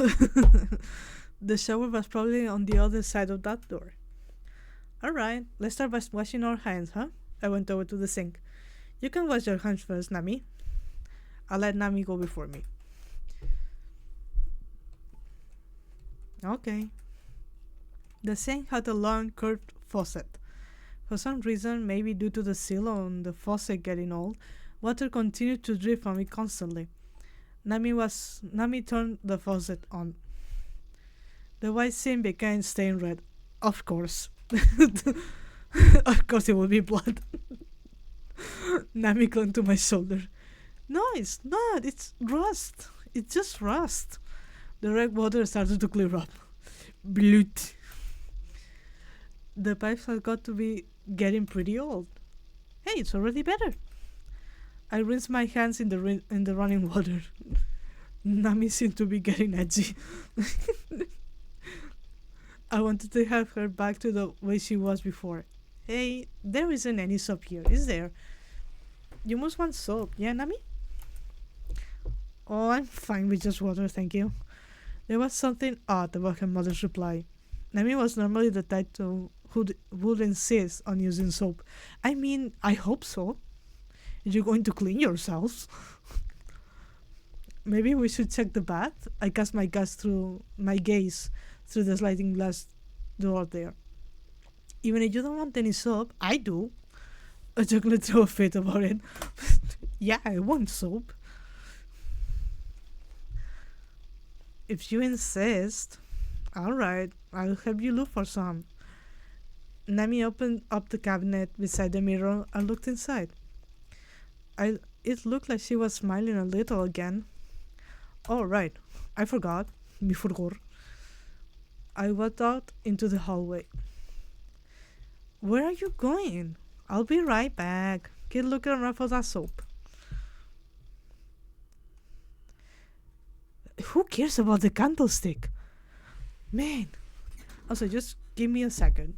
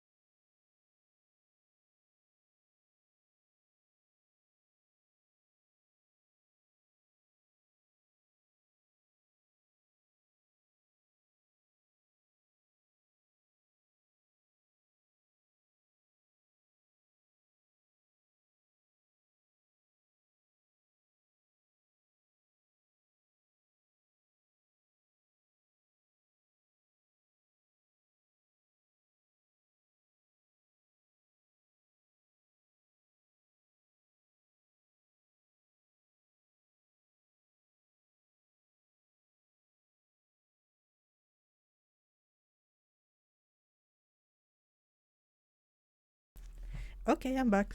Sorry, my cat. She was making a ruckus outside. Where I was? Over here. We left the candlestick outside, so I went through the gloomy hallway and opened the iron door. Kitty kitty. The candlestick was gone though. Yeah, it was probably just, you know, the wind. Weird. I shined my flashlight around, but I couldn't see it anywhere. I tilted my head in confusion as I returned to the bathroom. What was that about? Oh, nothing. Did you find the soap? No, I couldn't. Did you look in here? I pointed to the doors below the sink. Oh, no. I didn't look in there yet. Then it must be there. I squatted down and opened the doors. Ugh. A very unpleasant, rotten, and muddy odor drifted out from inside. I held my breath and I looked in. An S-shaped pipe down the center, and on the right side of it were cleaning fluids, pesticide, shampoo bottles, and plastic bags strewn about like junk. It was as if the water from the old pipes had mixed together with dust and chemicals that had spilled out of the fallen bottles. It made me want to throw up. Would they really keep soap in a place like this? There's shampoo. I don't think so. I took out a big plastic box that I found on the left side of the pipe. Inside of it was a wooden box with a cross on it. This must be a medicine box, yeah? There's something underneath it. Hold the medicine box up, Nami. Nami grabbed the handle of the box medicine and lifted it up. The moment she did, 4 bugs with black greasy looking wings crawled off from under the box. Ugh.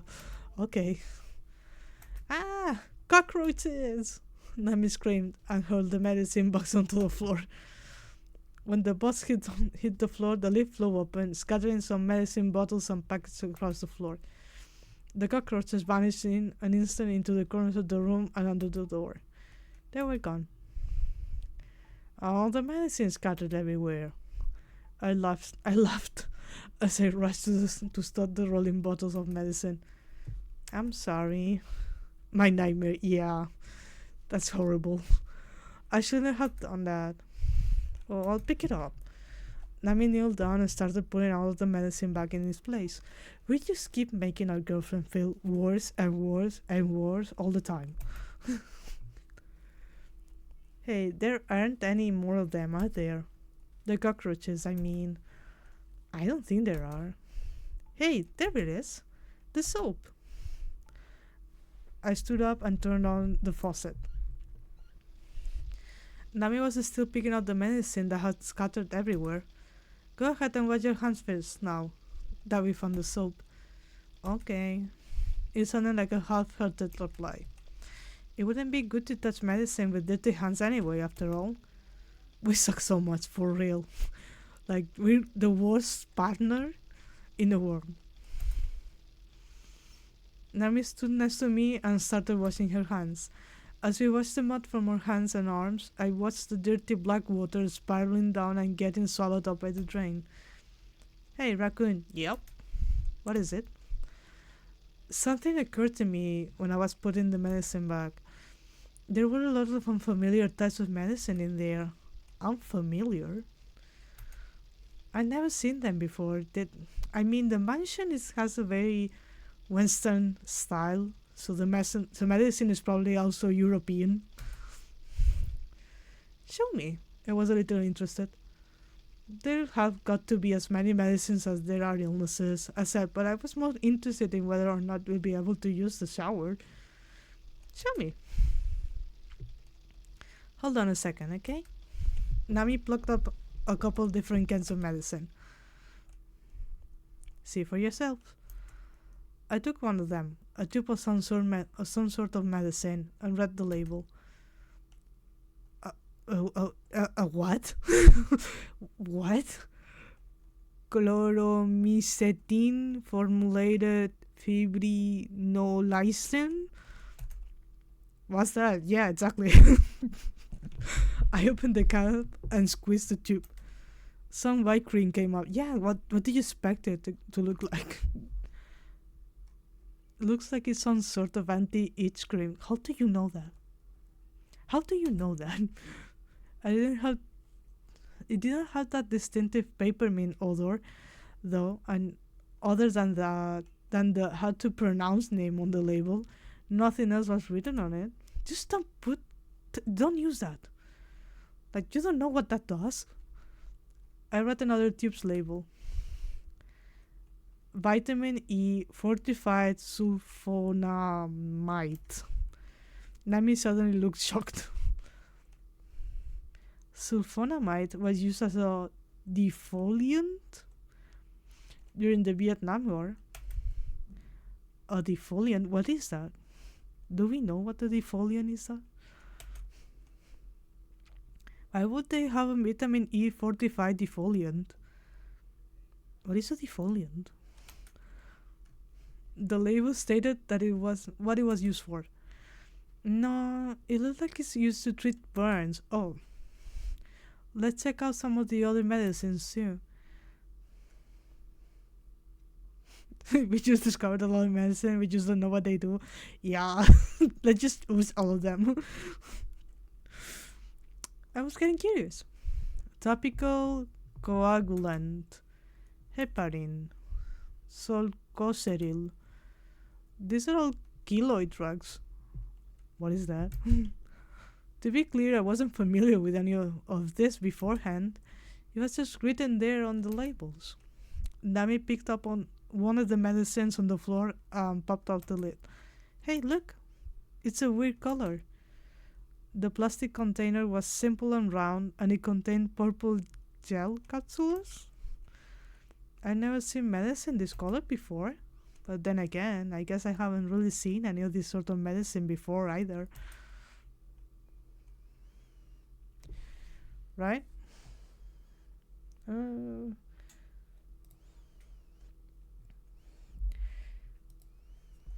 Well, a keloid is a type of scar. Maybe it's to treat severe scarring. Okay. Right? Nami gave me a smile I could only describe as triumphant. Finally your girlfriend is smiling. Like, damn. But there sure are a lot of screen time medicine here, aren't there? Well, the owner is a mommy. So, I don't know.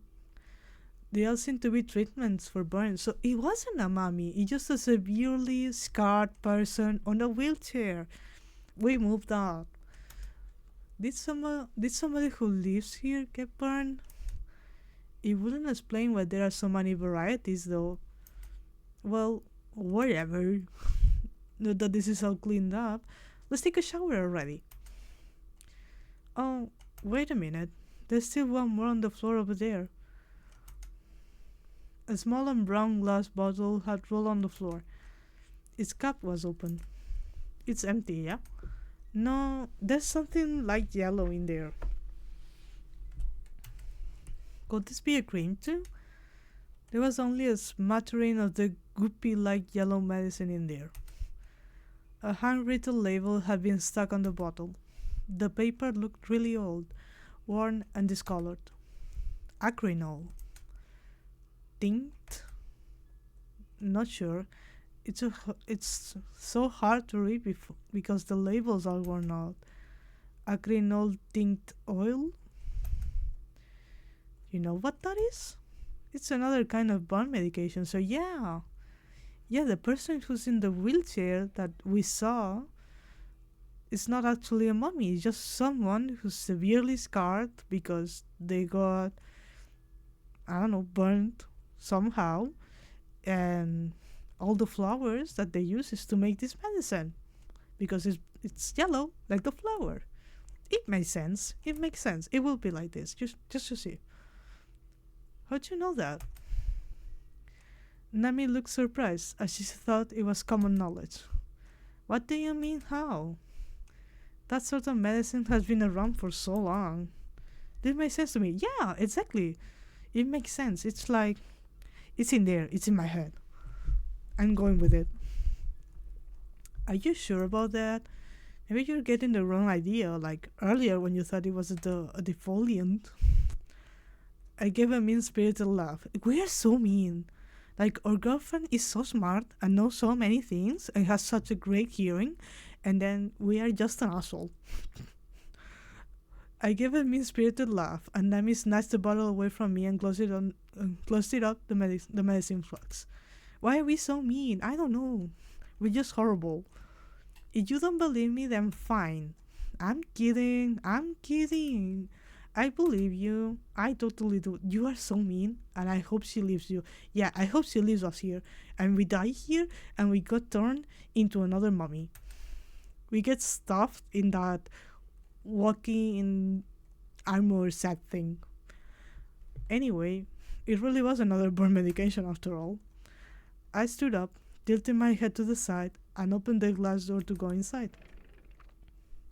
The floor was covered in light blue tiles, and a white Western-style bathtub was there. There were tiles on the walls too, but they were all cracked and had black mildew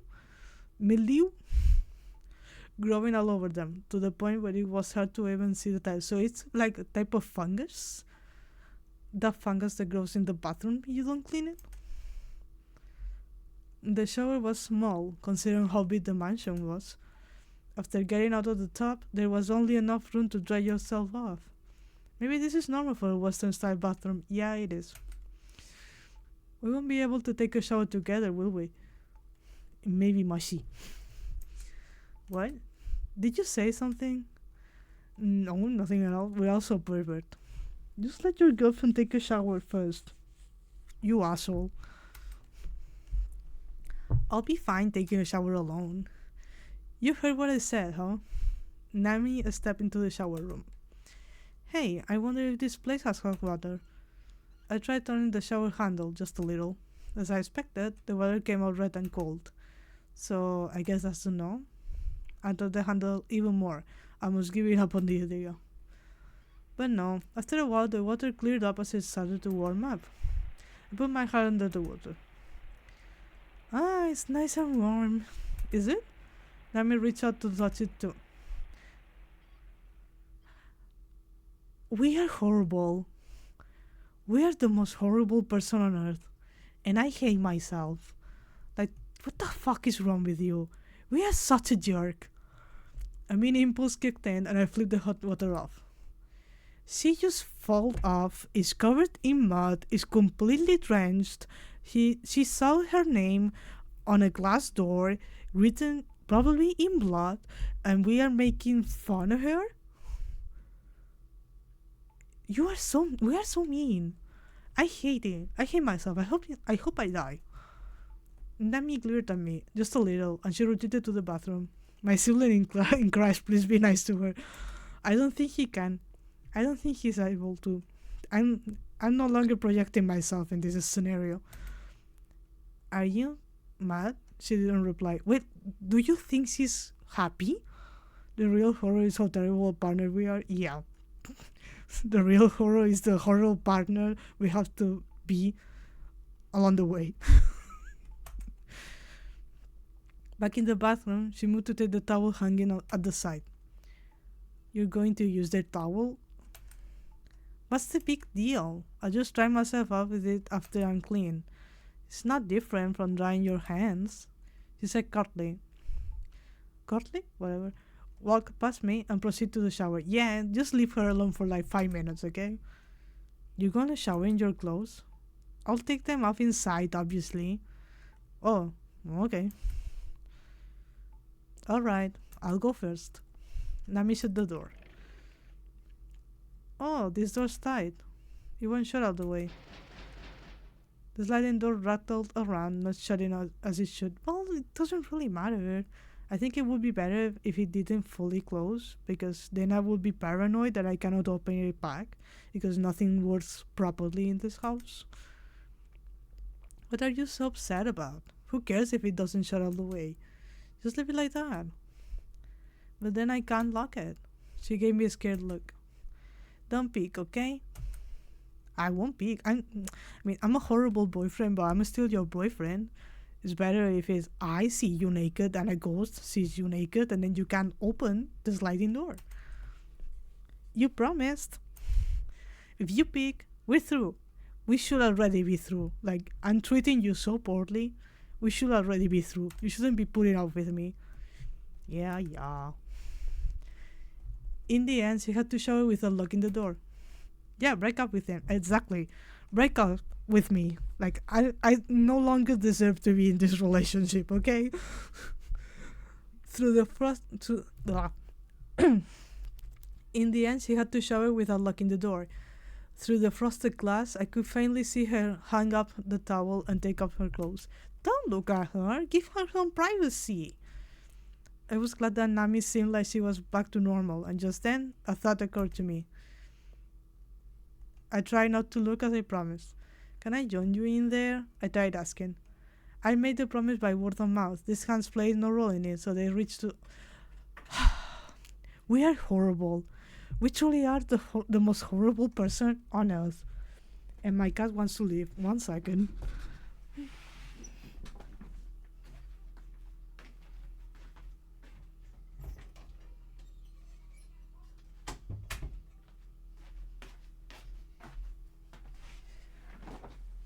Okay, let's choose just the first option, which sounds like the least mean option possible. I try not to look as I promised. Oh, right. You forgot our change of clothes. No! I mean, yeah, but don't leave her alone. She's taking a shower. I'm going to get our stuff at the entrance. Be right back. I called out to Nami and left the sink. Let that sink in. I picked up my bag, sighed, and looked around the entrance hall. It was quiet. I looked at the clock there and saw that it pointed just about 10 o'clock. It's just 10 o'clock? Damn. All sorts of weird stuff has been happening here, but I think we'll be able to make it to morning somehow. I don't think so. That's the armor walking towards you, menacingly. I looked at where the suit of armor should have been, and it was gone. Yeah, it's been like that for like 2 hours.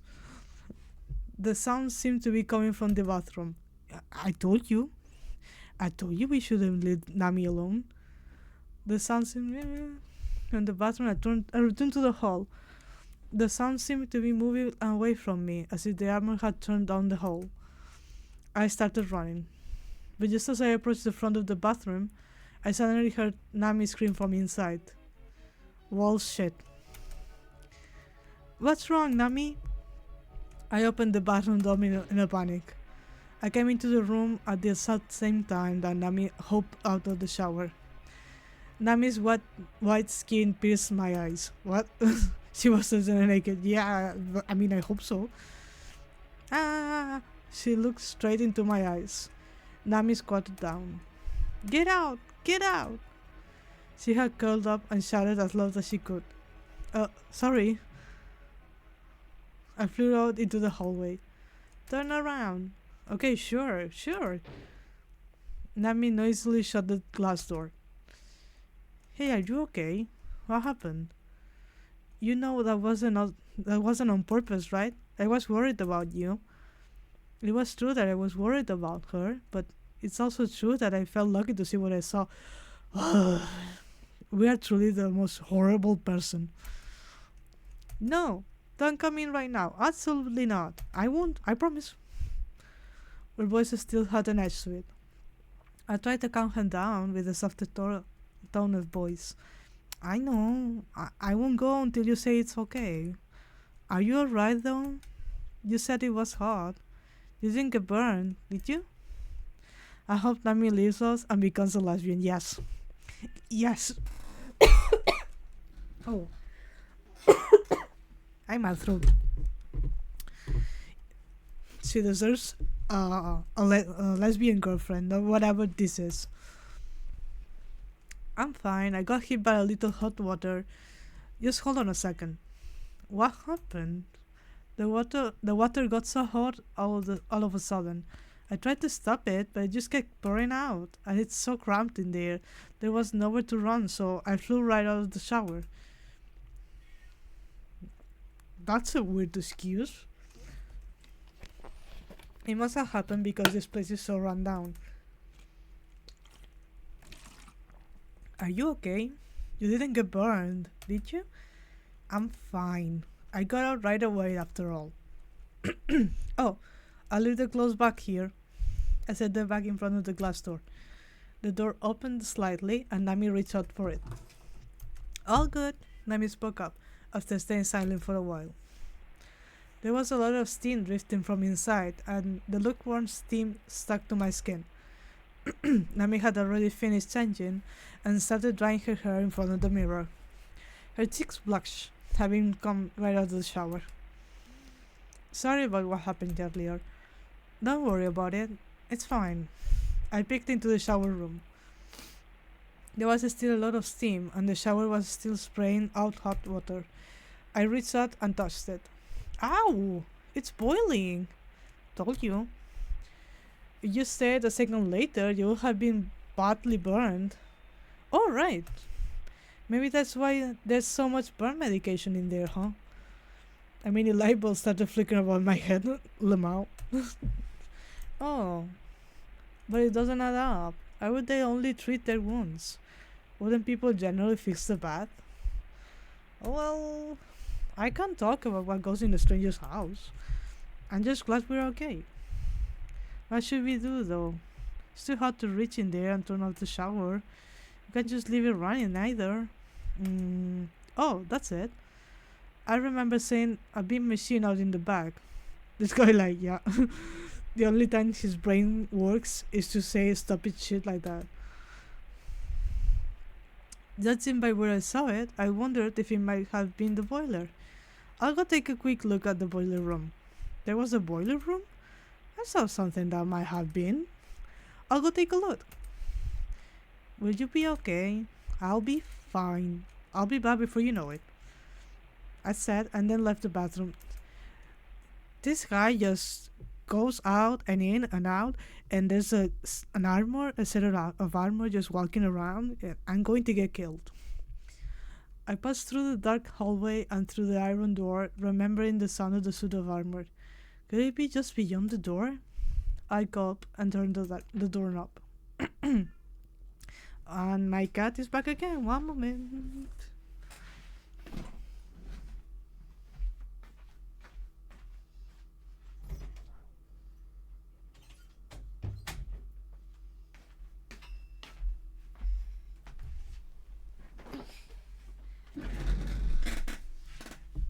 I'm back. She just ran under my bed.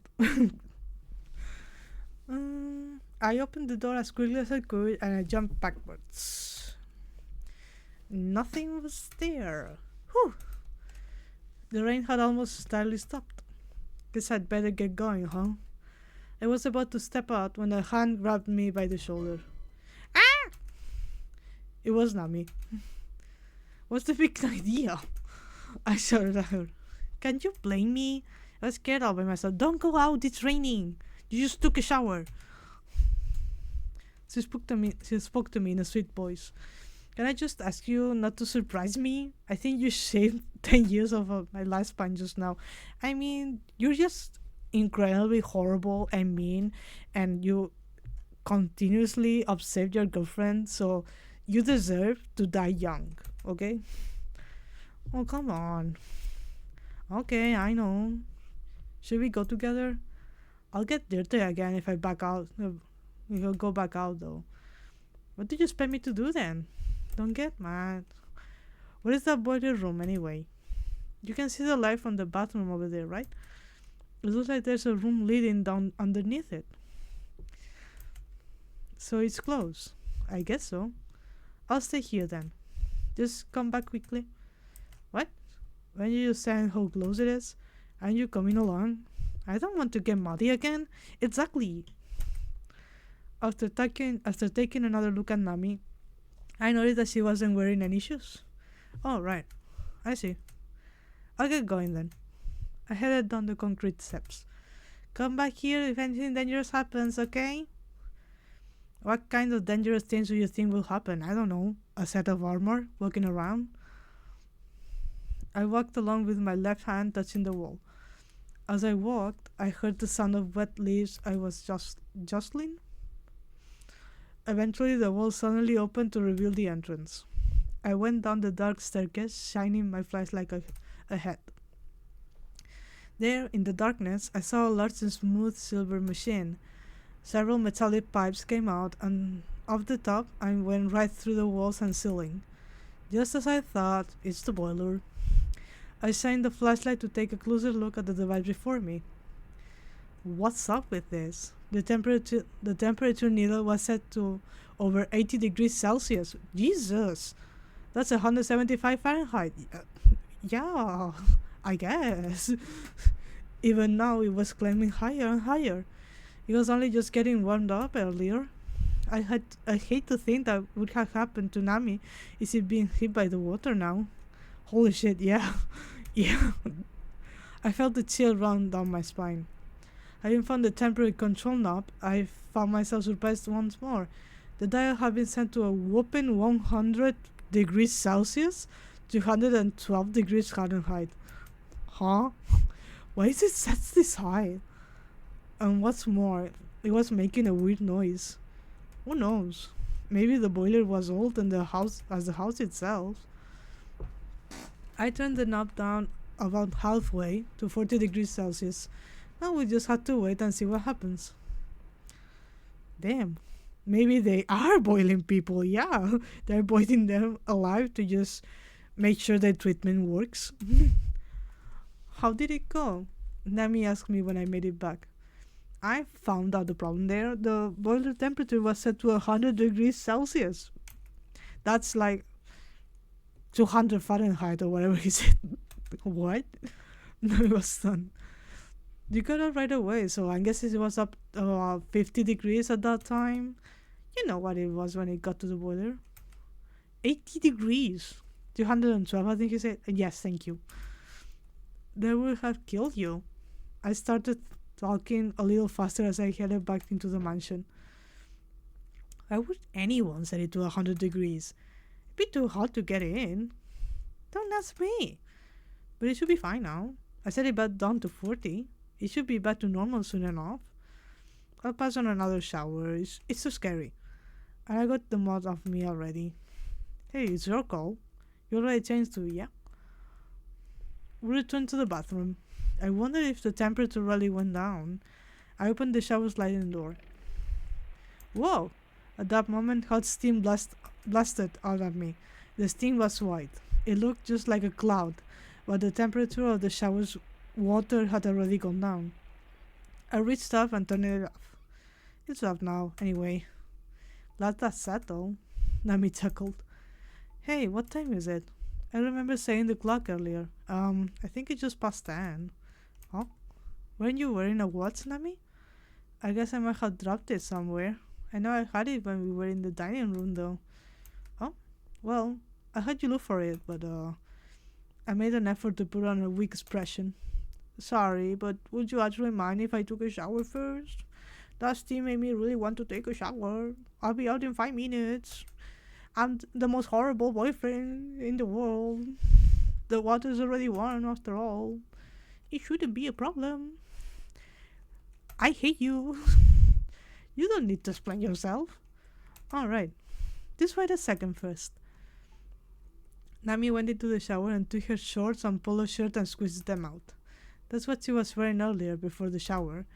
There must be a problem with the pipes. The water isn't going down. I looked down. The level seemed to have dropped a bit, but the water didn't appear to be going down.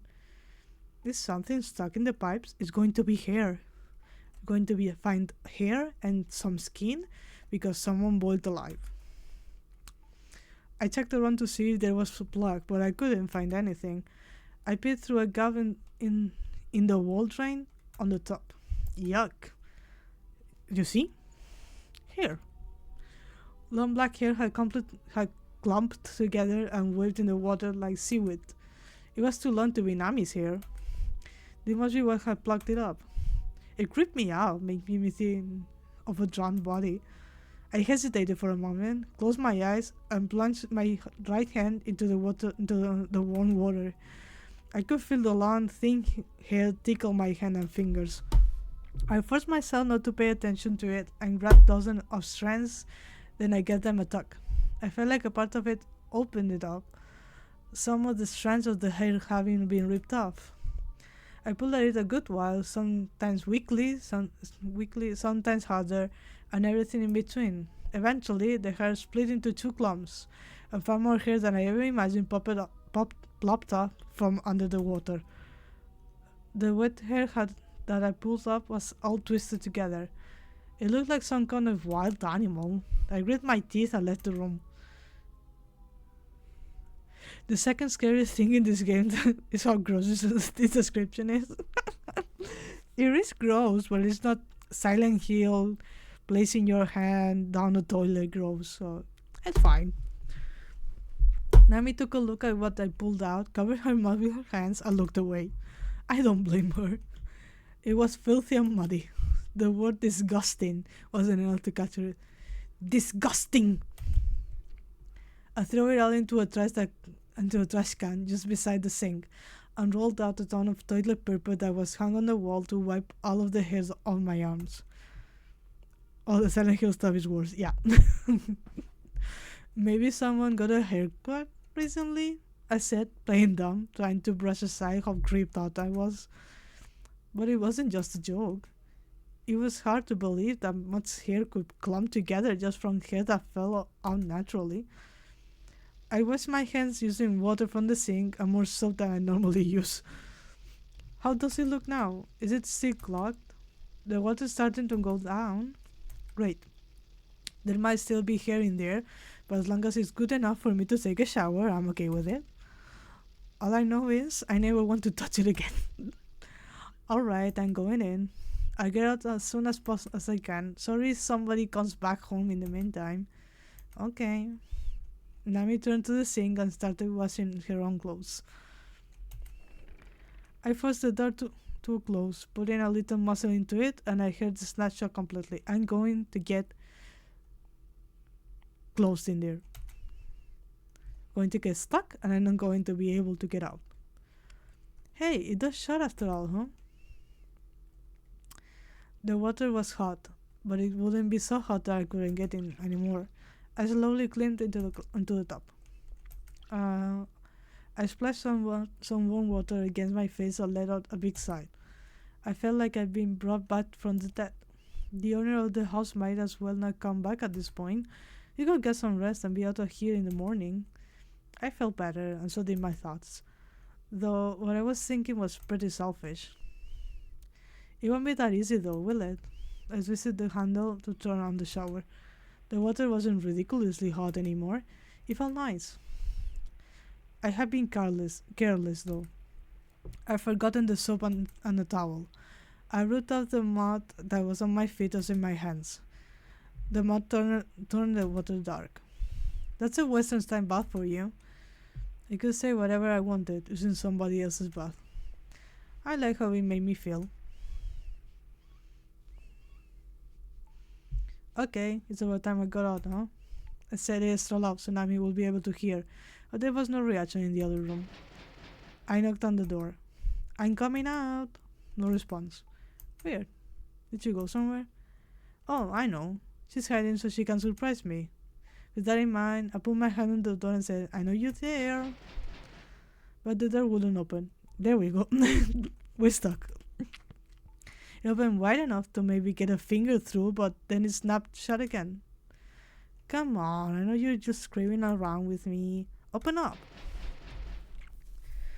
Yeah, I hope she leaves you there, you jerk. Yes. Convinced that Nami was holding the door shut, I rattled the door, tapped it, and pulled it, but it really did start to seem like Nami wasn't even there. It must be because I forced the door shut. I tried lifting the door and pushing it in all sorts of different directions, but no matter what I did, the door would only rattle. It showed no sign of opening. Suddenly, hot water from the shower that I knew I turned off came back on. I tested the handle and confirmed that it had been completely turned off. You got to be kidding me. I had a bad feeling about this. Nami, open the door. Nami. I shouted as loud as I could, but there was no response. I looked down and saw that a metal bar about the size of a stick of chewing gum had been wedged into the rail of the sliding door. Huh? What's this? It had been put there to prevent the door from opening. Clearly, this thing was the reason why I couldn't open the door. Huh. I tried to remove it, but only ended up hurting my thumb. It was no good. What am I supposed to do now? I checked the window, but it was too small. I wouldn't be able to fit through it. My bad premonition turned out to be spot on. The hot water pouring out of the shower was getting hotter, and the white steam was getting thicker. It started getting hard to breathe, and I couldn't take it anymore. I got up by breaking through the glass. All of that being butt naked. Wait a minute. As I was changing into my clothes, a scary sort of vision came to me. The temperature went up slowly this time, so I was fine. But what if the door had totally shut on Nami? Fortunately, she wasn't strong enough to shut the door all the way. But what if I gone in before? What if I gone in before her? I started to get worried about Nami. Well, about time. She's nowhere to be seen, to be found. It's possible she went looking for her watch. I headed to the dining room. Maybe she's sleeping on the sofa. I went to the entrance hall. Why would she be sleeping by her own? That's stupid.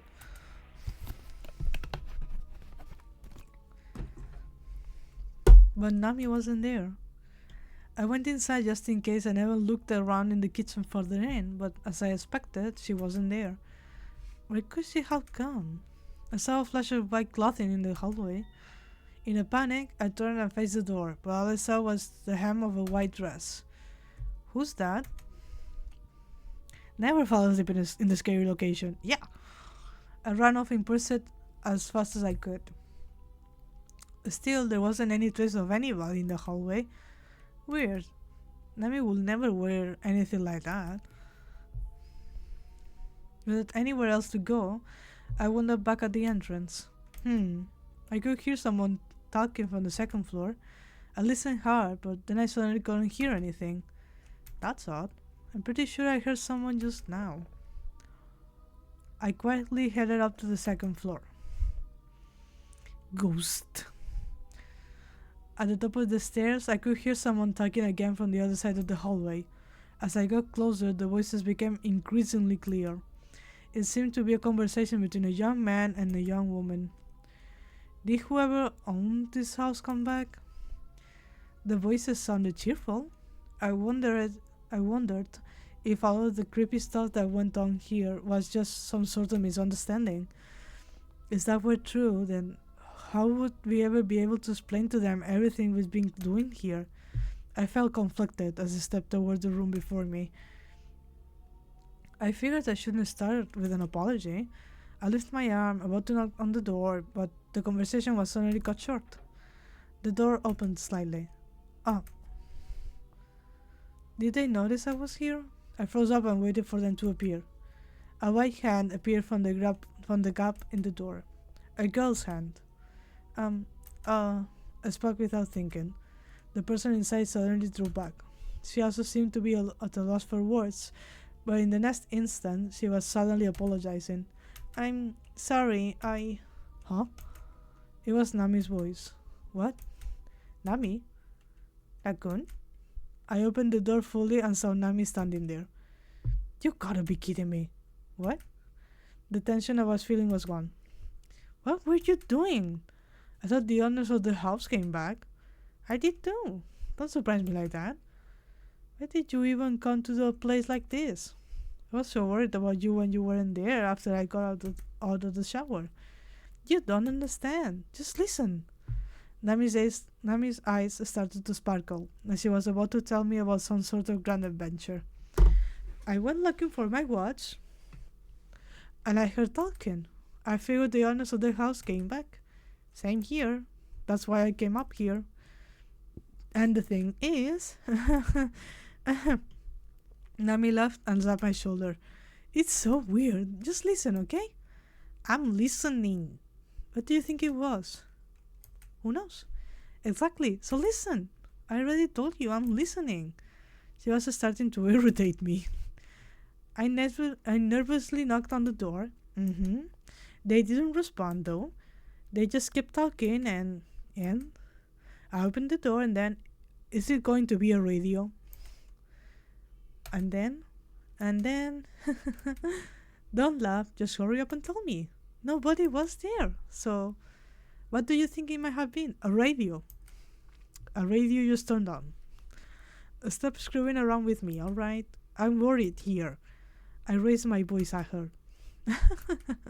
Sorry, Nami cut her sentence short and changed her posture as if she was to announce some very important news. It was a radio. Called it. A radio? See?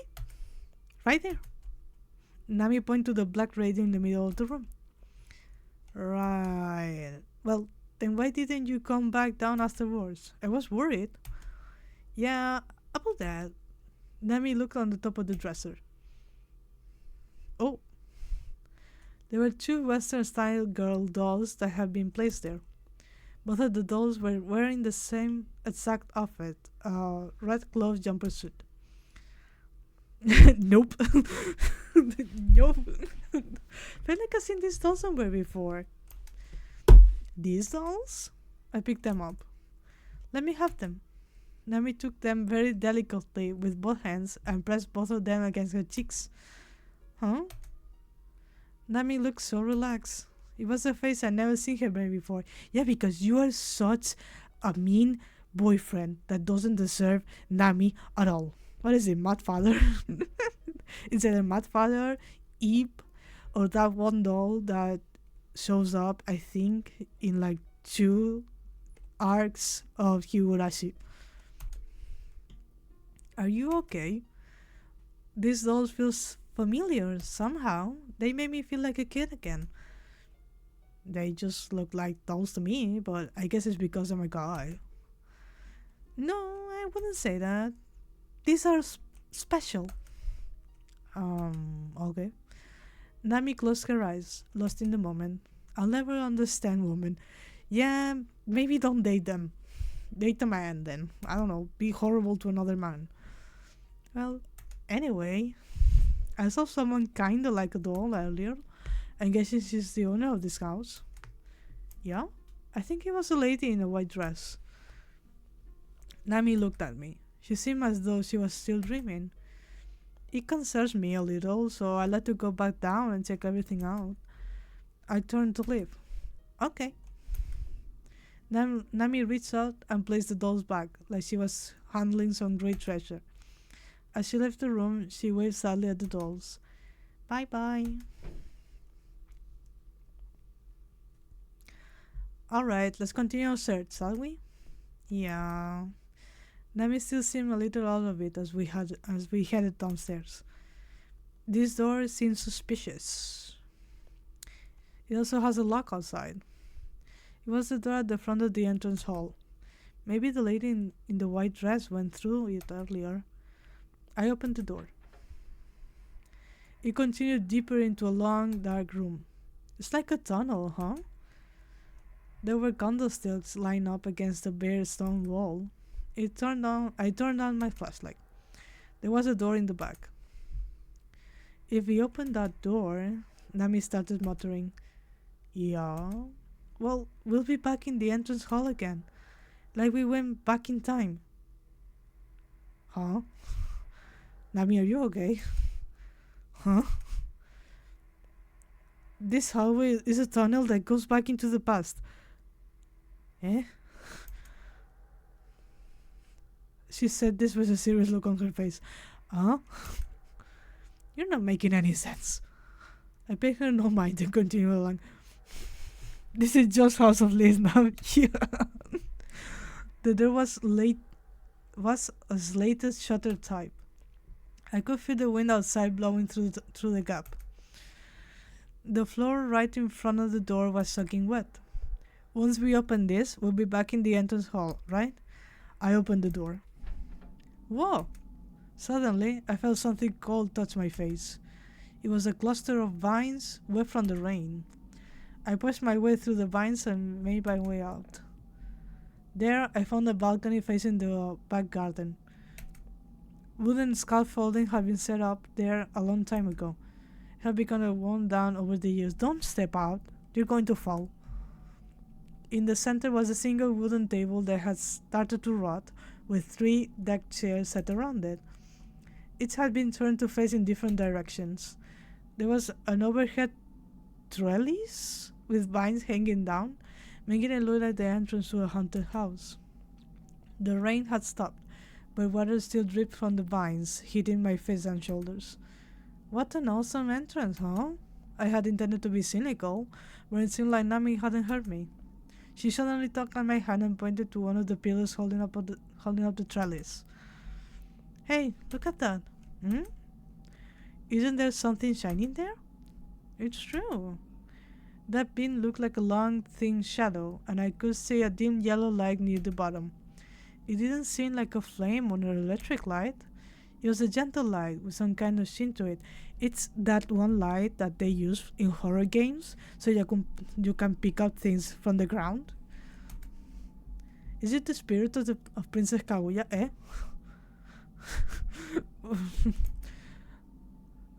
I thought you said that. Okay. We're going to fall down. Just look at how the ground looks. Oh, fluorescent paint. 2 lines about as thick as my finger had been drawn with some space between them, one over the other. Why here, of all places? I bent down and turned the light towards the lower line. We're gonna die here. Yeah, and we deserve it. Nami doesn't, but we do. The paint had dried on top of the wooden pillar's original paint, making it appear crusty. A straight line had been painted over it with fluorescent paint. And upon closer inspection, it seemed that something had been used, perhaps a nail, to etch something in the wood, a straight line, along with what appeared to be letters to the right of it. What's this? The guy deserves it, but Nami doesn't. Nami, please go away and be a lesbian, yes. Just go to Tokyo and find a hot lesbian and just, I don't know, open a cafe or something like that.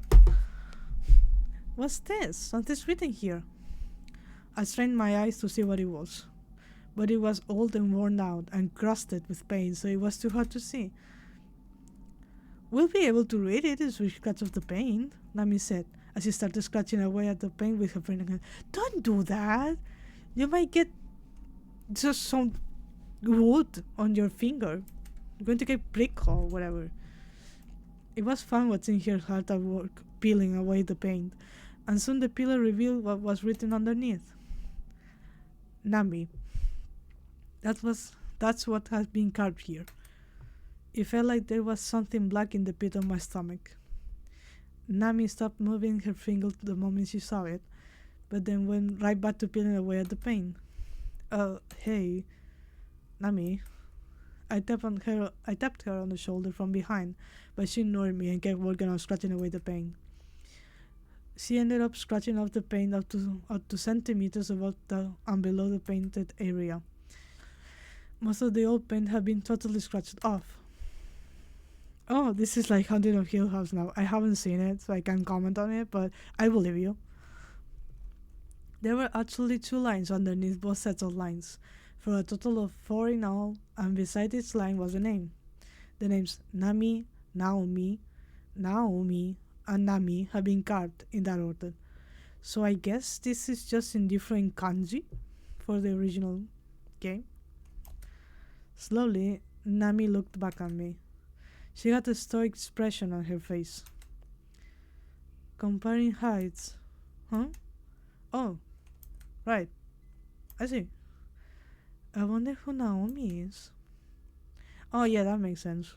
I thought it would have been like different names with different kanji, but the height thing makes sense. So it's Nami and Naomi, twin sisters.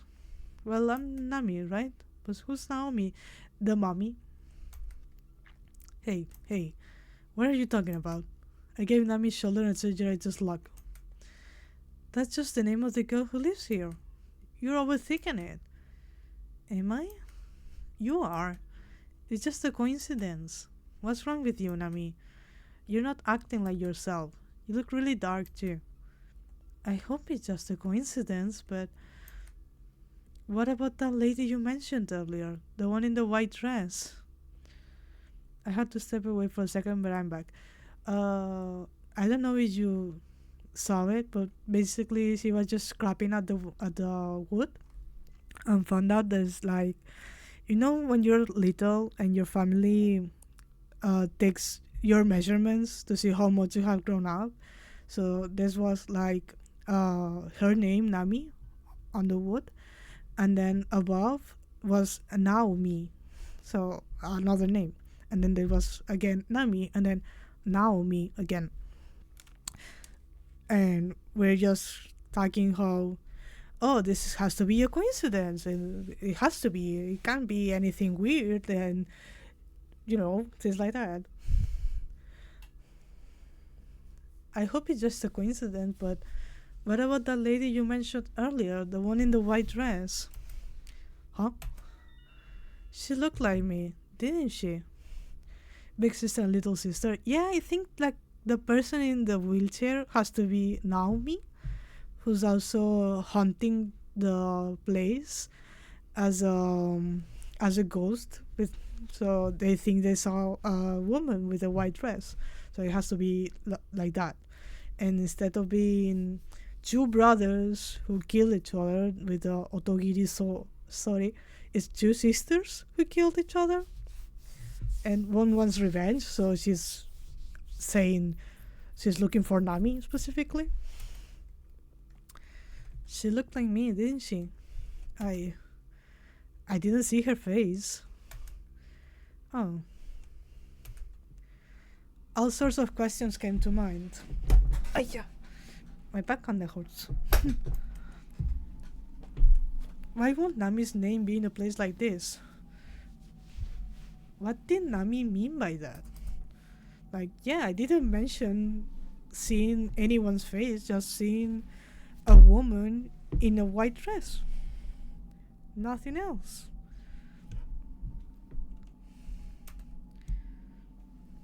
Nami. Nami looked intently at the high comparison lines. She seemed pale. I knew we had to get away from this place, first and foremost. Come on, let's go inside. We just got soaked from the vines and right after our bath. But Nami still had a dark expression on her face. I brought my mouth out to Nami's ears. We could take a shower together this time, you know? Do you really need to bring this up now? Don't be stupid. She finally laughed a little. Alright, let's go. Sure. I took Nami by the hand and we walked towards the slatted shuttered door. I looked back before we went through the door and I couldn't see speckles of fluorescent paint still left behind on one side of the dark balcony. Should we check that room? We still hadn't fully checked everything on the left side. I started walking that way. Do you think it's open? I stood in the front of the door and turned the knob. It sure is dark, huh? The only illumination was provided by a single candle in the corner of the room. There was a switch on the wall. Oh, there's a piano. The lights turned on. There was a dazzlingly bright chandelier hanging from the ceiling. It sure is spacious in here. Say, isn't that a piano over there? Nami pointed to the right side of the room. You're right. It's a piano hall. We went inside. There were sliding glass doors leading out to the backyard. It might look quite beautiful during the day, but at night, the black against the glass just reflected what was in the room. Before I knew it, Nami was standing in front of the piano, tapping away at the keys. You can play the piano, Nami. Do you even know your girlfriend? I can't play well enough to answer that question with a yes, but I do like the sound of the piano. Well, What song is that? I don't know. I don't know the title or even who composed it. I think it just randomly hitting some keys. Someone taught you how to play it? No, I just remember hearing it a long time ago. I'm not sure when though. I find it odd myself. Life's like that sometimes, yeah. Suddenly, Nami's hands stopped moving. What's wrong? Is it over already? Nami was looking past me, over my shoulder. Hey, that's. When I looked behind me, I saw a painting of a lady hung up on the wall. It was a woman in her 30s wearing traditional Japanese clothes, standing with a mountain range behind her. Her long hair had been brushed over her left shoulder. She held wildflowers in both hands, which she had clutched against her chest. A picture, obviously. But do you notice anything special about it? Nami smiled as she was challenging me. I started to panic. Was it painted by a famous artist? I didn't know anything about paintings though. Uh, Looks like an early Picasso, doesn't it? I made it up on the spot to try to sound intelligent. She's pretty, isn't she? I tried to change the subject. Hey, those are Ipericums she's holding.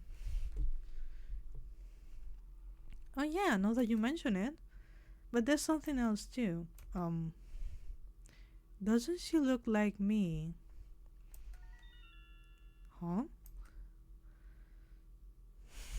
Damn it, I'm very stupid. Don't ask me things. Yeah, that's fair. I can be very dumb, but I cannot be mean. You can't be mean. That was sudden. I took another look at the woman in the painting. At first, I didn't know what Nami meant. The lady's makeup was very old fashioned, and the painting seemed old, so I couldn't really see a resemblance to Nami, who was a typical modern day girl. But as I looked at it more, I saw a similarity in the eyes, and that's when it hit me.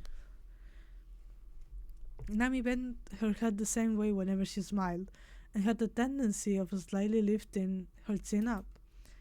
It made her look less symmetrical. Okay. When she got careless, the expression even made her look even so homely. It made me feel uneasy, like handling newborn babies who can support their own neck yet. I did love it when Nami smiled, but every time she did, I felt a sense of loss and fear. The smile of the lady in the painting made me feel the same sense of unease. Huh? We're still being so mean to her. More than her physical features, it was her expression that surprised me. I don't see it. She doesn't look like you at all. I lied because I found it creepy how similar they were. Oh?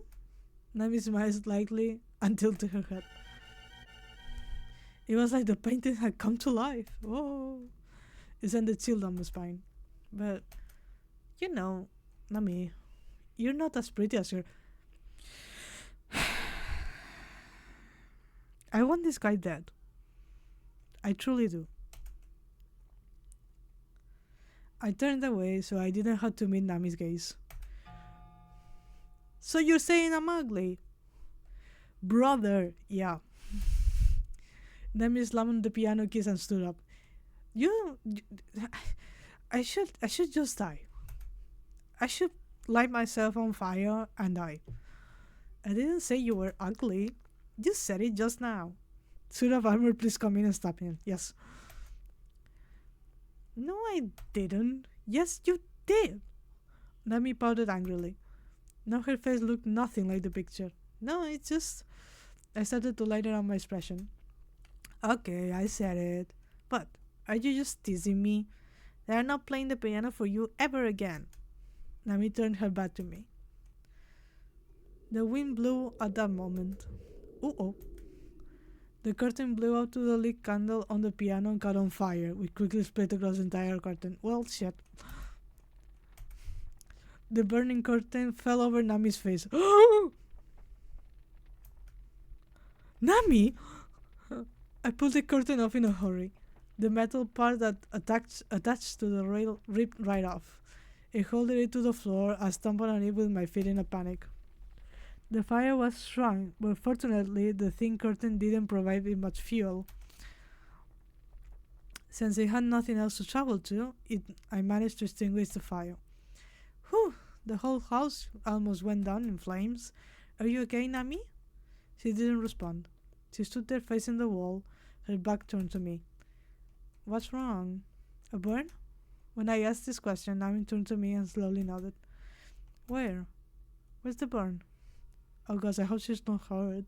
Me too. Like, we deserve to be burned alive, not her. The face. Huh? I approached her, confused, until she pointed at the lady in the painting. When the curtain was flapping around, the heat must have melted the oil in the painting, making the lady appear to have been burned on the right side of her face. Oh, this is the picture of Dorian Gray. Oh, is that all? Man, you surprised me.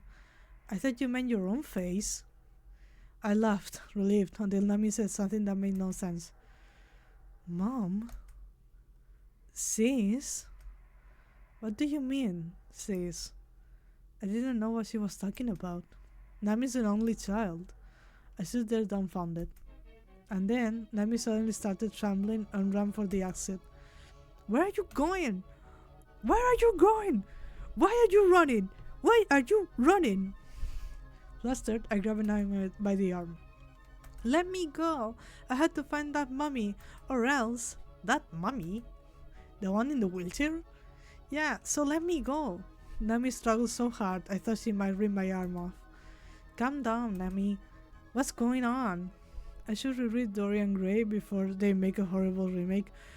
Aren't they making a horrible remake though? Like, aren't they making one that's like Dorian but she's a girl or something like that? Or did I imagine that? Let me go. I'm not letting you go until you calm down. Oh no, I forgot about that. So it is real. I don't know why I'm happy about that.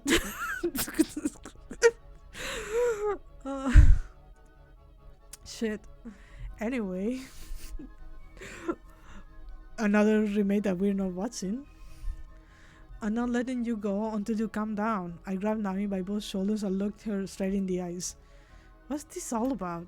Explain it to me. I used to live in this house. I lived here a long time ago. That's news to me. A long time ago? How long was it? I don't know. I just know it was when I was really little. I lived here together with my mom and dad and my older sister. Your older sister? I joked with a friend about how it is set in modern times. It's just gonna be a selfie, and every time Dorian does something bad, the filter disappears. That's very good, actually. If that's how the movie goes, I actually want to see it. Like not on theaters, just online. Your older sister, but you're an only child, right? No, I had an older sister, she whispered. Why did you hide it from me? I never heard you talk about her before. I wasn't hiding it from you, raccoon. I never do that. I just knew it now. I remember for the first time. I'm as shocked as you are. I had a different mom. But now I know. I remember her now. Nami's lip quivered. Sorry, I shouldn't have said that you hid it from me. I should watch what I say. I apologized, but I still couldn't believe what she was saying. We stumbled into this mansion by accident, and she just happens to have lived here a long time ago? But, Nami, it's not that I don't believe you, but isn't it possible you're just mistaken? I mean, all sorts of crazy things have been happening to us since we got here. You're tired, you're not thinking straight. No, this can't be some kind of trick. Nami shook her head. I remember now, though it's faint, it's getting clearer. But if it's true, Oh, raccoon. Nami looked at me as though she wanted me to save her. What should I do? That mommy has to be either my mom or my sister. But what am I supposed to do? I didn't know what to say to her. Nami looked down at the ground, trembling. I might have done something I can never undo. Something you can never undo? What would that be? I can't remember what it is yet, but it's something. I did something to my sister, but I can't remember what. That's why I had to find that mummy. Nami stumbled to the hallway. I said, "Okay, Nami, I'll help you. We'll find that mummy together."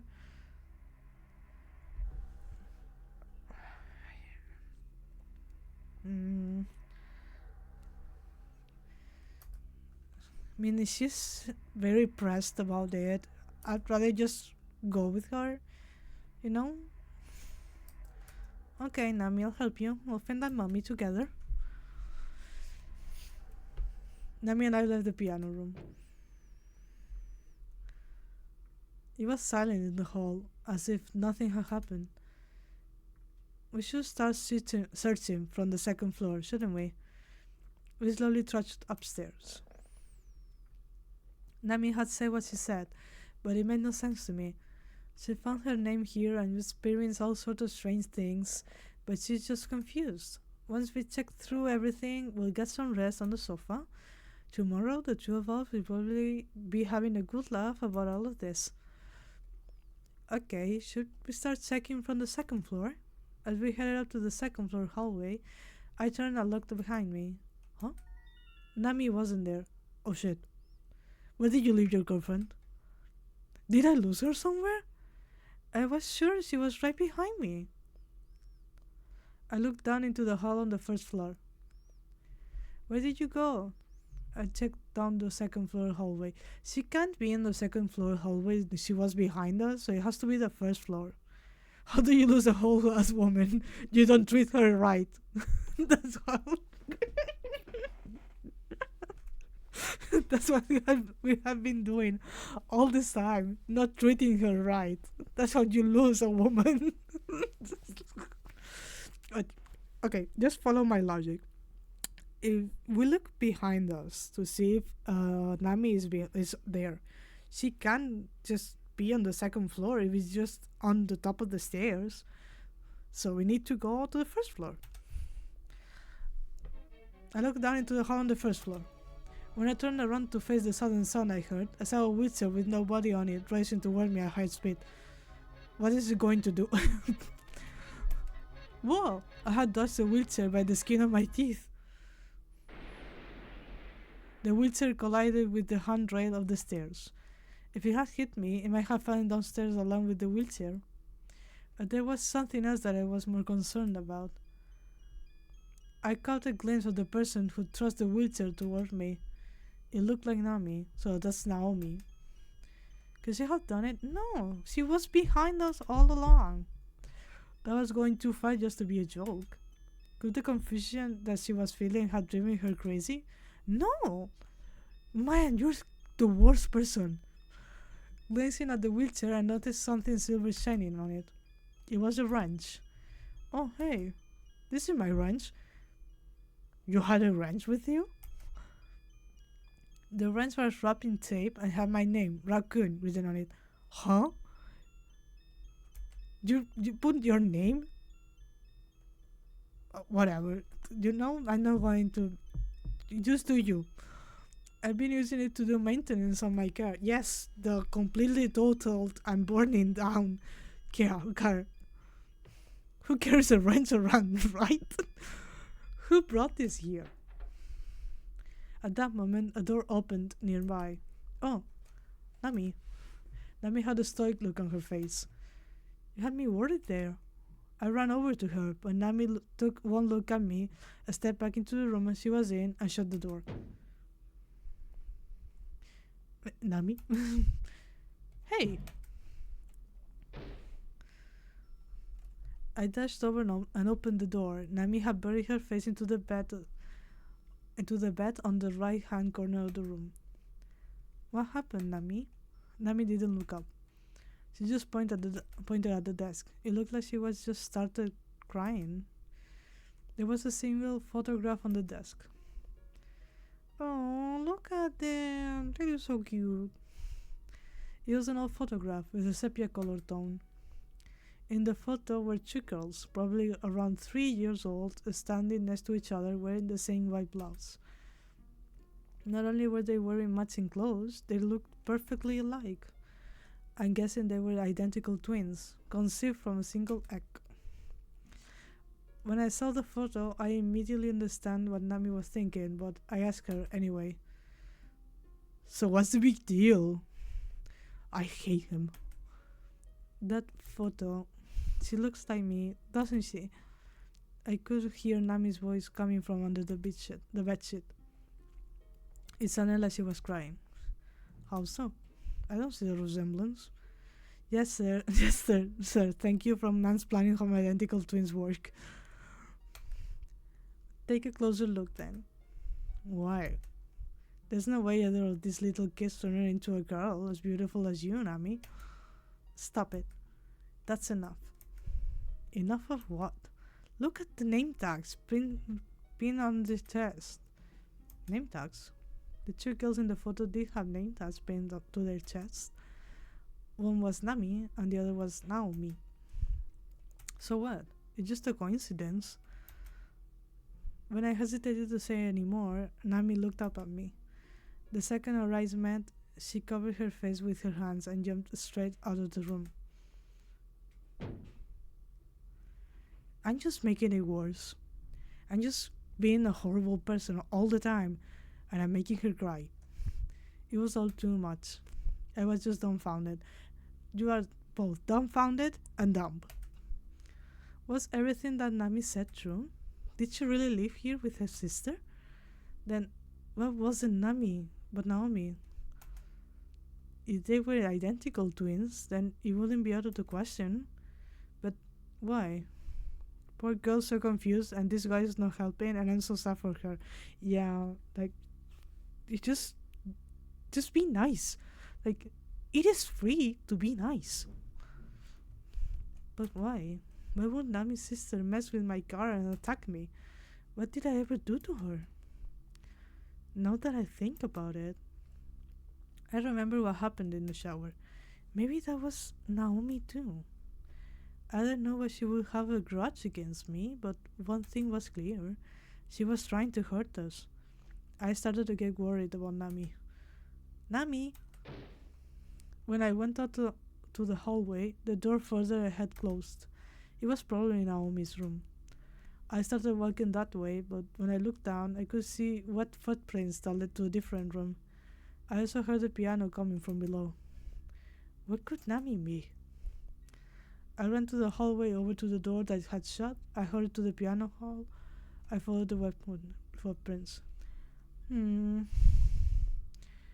the hall is it's too far for Nami to have gotten there in such little time.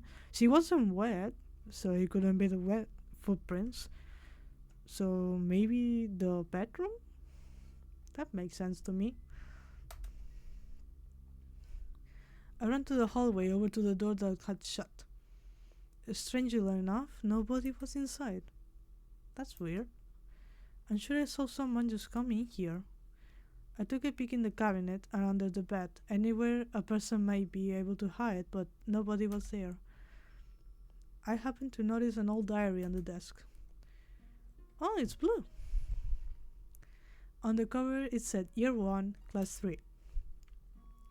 Opening it up, I could see writing that looked like it had been done by a child. It was Naomi's diary back when she was in elementary school. That is a very mean notebook, yeah. I was worried about Nami and all, but curiosity got the better of me and I started reading the diary. No! Go find your girlfriend! April 20th. Sunny. Today, Mom made more agrinol tink oil. She always rubs it on me and prays I'll get better. Next time, I hope my burn will get better. April 21st. Sunny. Mom rubbed the medicine on me again today. She said my burn's not so bad, but it is. I don't have any friends at school. They say my burn looks gross. Once it goes away, I think I can make some friends. Did you have any traces left of a burn? I tried to remember Naomi's face when she tucked me, but I was so caught up in the moment that I didn't really look at her that closely. I kept reading the diary. May 20th. Cloudy. A boy pulled my hair today. Everybody laughed when I cried. When I got home, Mom said I had something on my back. I asked her to pull it off. It was a piece of paper. Oh my god. It said monster. Oh my god. Poor girl. June 18th. Rainy.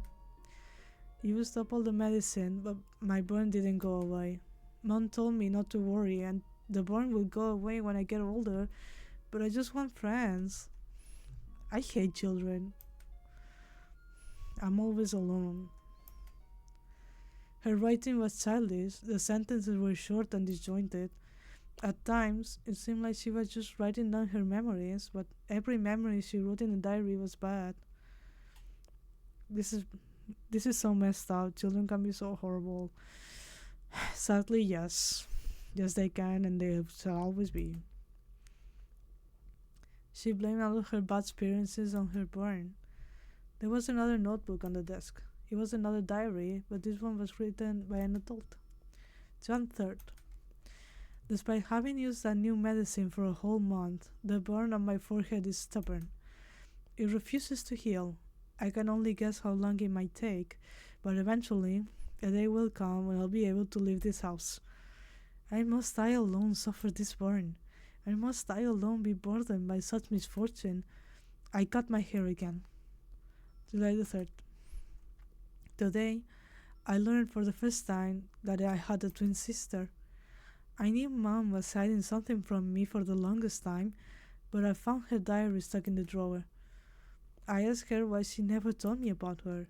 She said that it's because my sister died very early on. I don't believe her. I think Mom's still hiding something from me. Today, I turned 20. September 20th. I read Mom's diary, and now I know what caused it.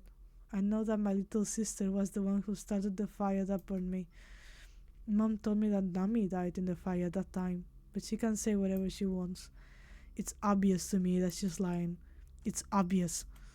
She's trying to hide the truth from me. Guaranteed. September 30th. Mom's still hiding the trust from me. She still is. I ask her over and over again, but she won't respond.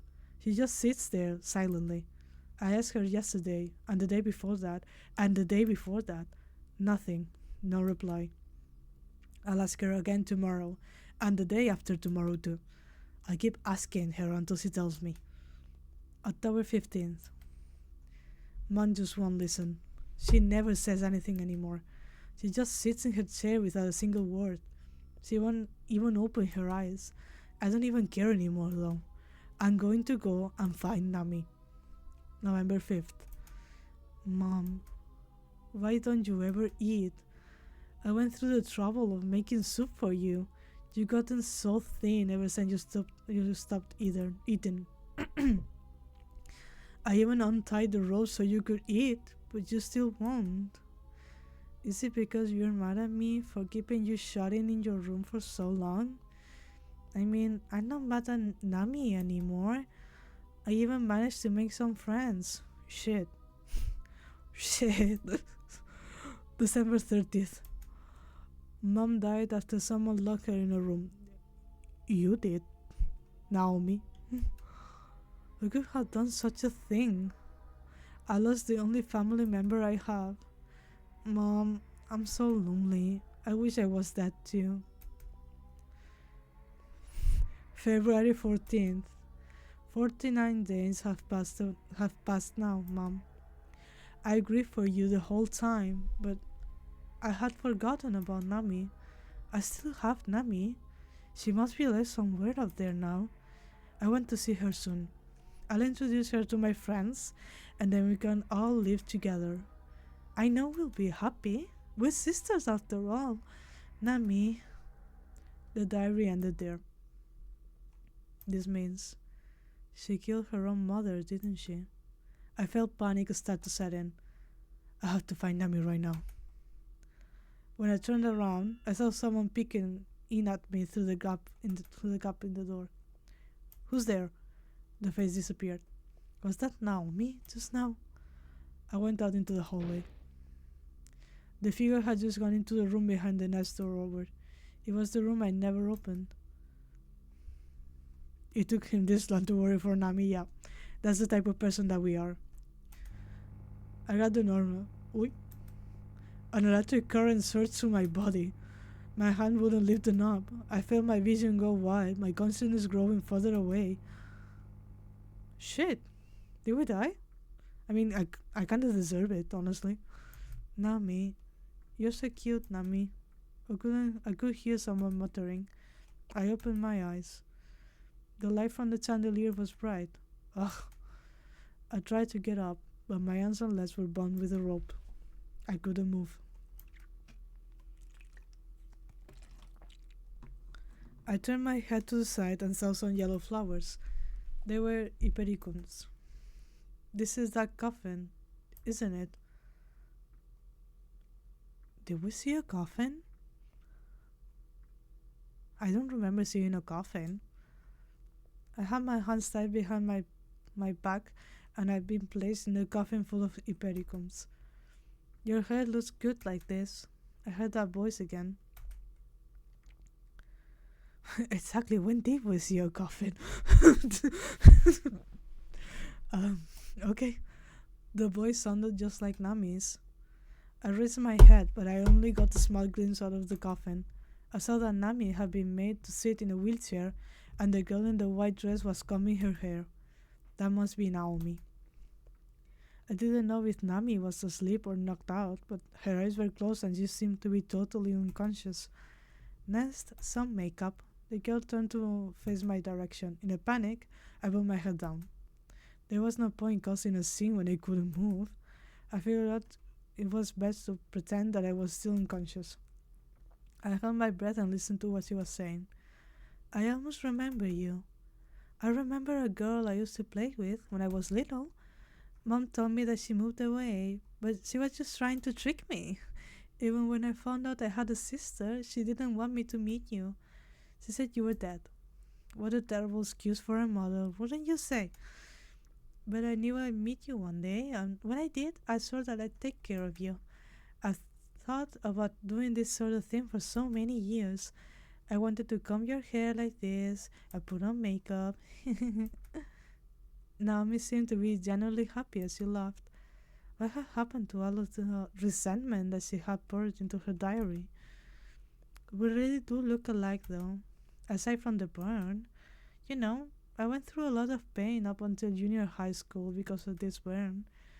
My friends used to tease me. I got bullied.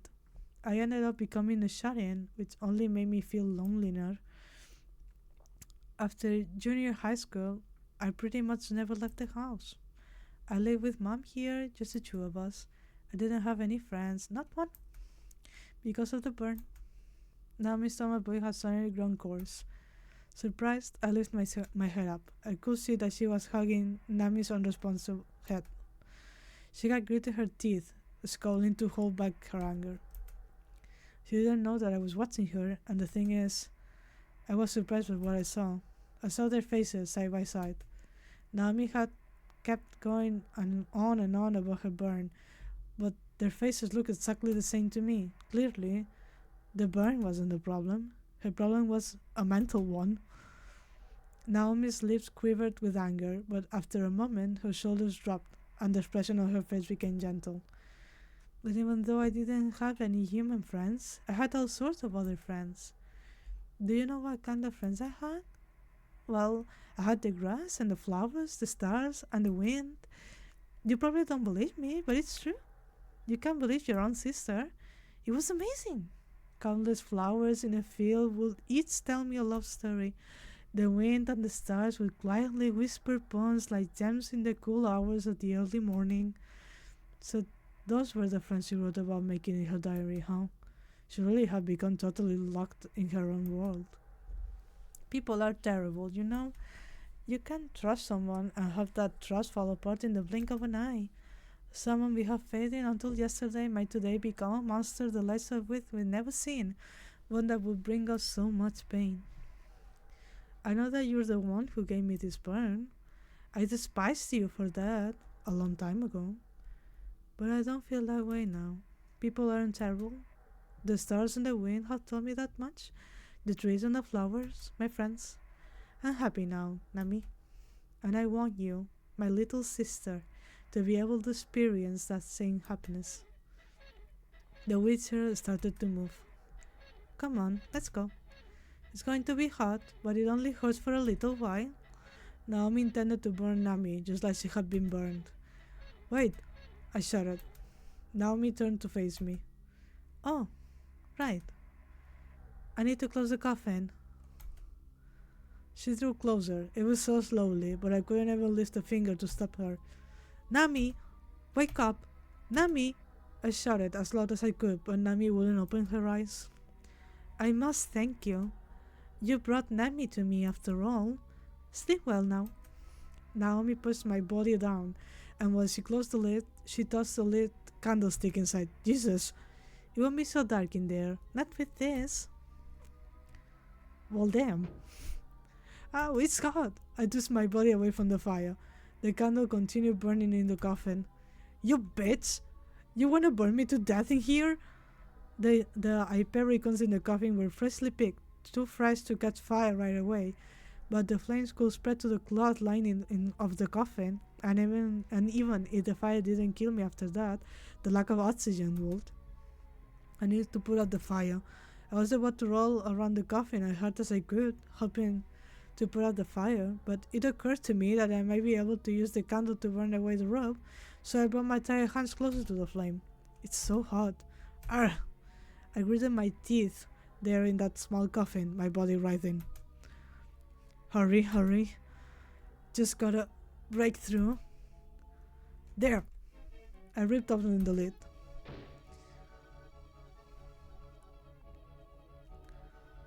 The door was closed, and the two of them weren't here anymore. When I looked out the window, I could see that the curtains were on fire. She probably wanted a second chance to burn me to death, just in case. I untied my feet as fast as I could and jumped straight for the door. Please be open. But it was locked from the outside, and the door wouldn't budge.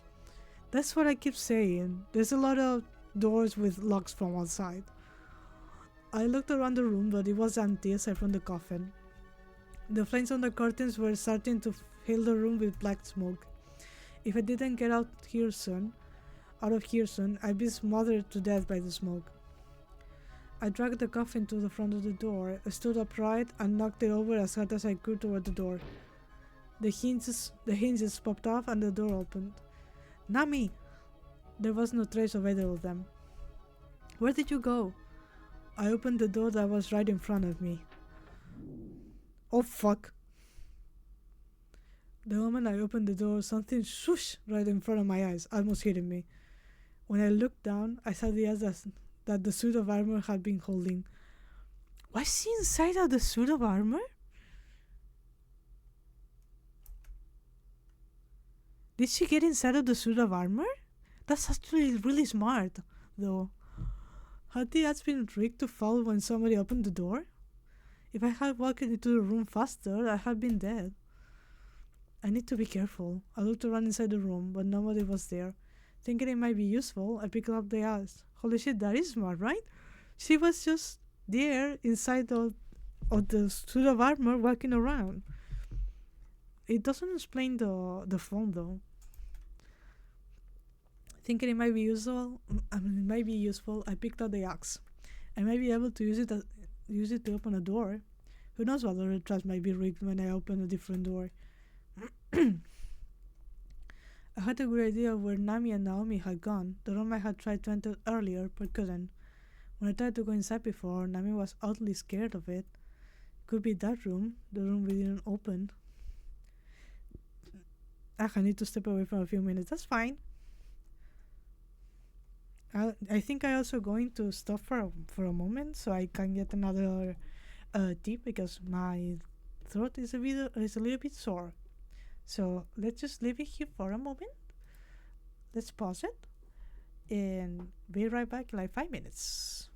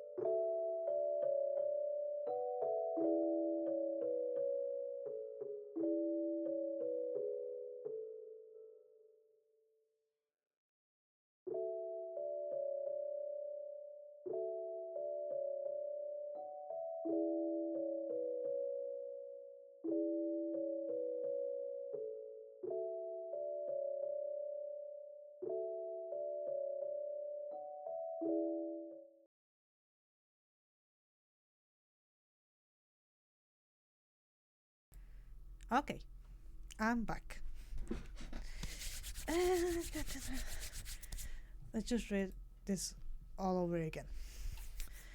I had a good idea where Nami and Naomi had gone. The room I had tried to enter earlier but couldn't. When I tried to go inside before, Nami was oddly scared of it. I could It could be that room, the room we didn't open. That's got to be it. I decided to trust my instincts. I'm ashamed I didn't know you were streaming. Well, now you know. You can always watch the pod later. I decided to trust my instincts. As I got closer, I could hear voices. The voices were coming from the door I hadn't opened, just as I expected. I stood at the door and carefully peeked through the keyhole. In my defense, I was cooking dinner, and that's completely fine, don't worry. There will be a bot up if you want to see it later. The game is actually quite funny. It's not horror, it's not scary at all, because it's very old. So I think you should be able to watch it, no problem. I could see Nami sitting there. I'm not sure when her clothes had changed, but she was wearing the same white clothes as Naomi. Her hair held back by a hairpin. She seemed to be awake now, but was tied by a rope and had her mouth gagged. Another person appeared to be sitting next to Nami, but I couldn't see them clearly because of Naomi's shadow. Naomi stood before a wooden desk, mixing some sort of chemicals. I tried twisting the doorknob, but it was locked from inside. Now we really will be twins. Nami, look over at Mom, okay? Naomi moved slightly. The person sitting next to Nami was that Mummy, their mom. Naomi filled the flask with the chemicals she put together and approached Nami's face with it. Nami was trying her hardest to move her hair away from the flask. It will only hurt for a second. Naomi tilted the flask. Nami shook her head from side to side. Dots of the chemical fell to the side, hitting the body sitting on the wheelchair. At that very second, white smoke started to rise up. Hello! Don't fight me. I'm doing this for your own good. I was asked to go buy things. Was it at least something nice? I did not want to go buy things. Yeah, then it wasn't nice. Fuck. Naomi held Nami's face in place with her left hand. Tears streamed down Nami's face. Don't cry. It only hurts for a second. You'll be fine, okay? I lifted the axe and slammed it into the door, busting right through it. Stop it! I hurled the axe at Naomi with all my might. Naomi lost her balance trying to avoid the axe and ended up spilling the flask contents on the mummy's face.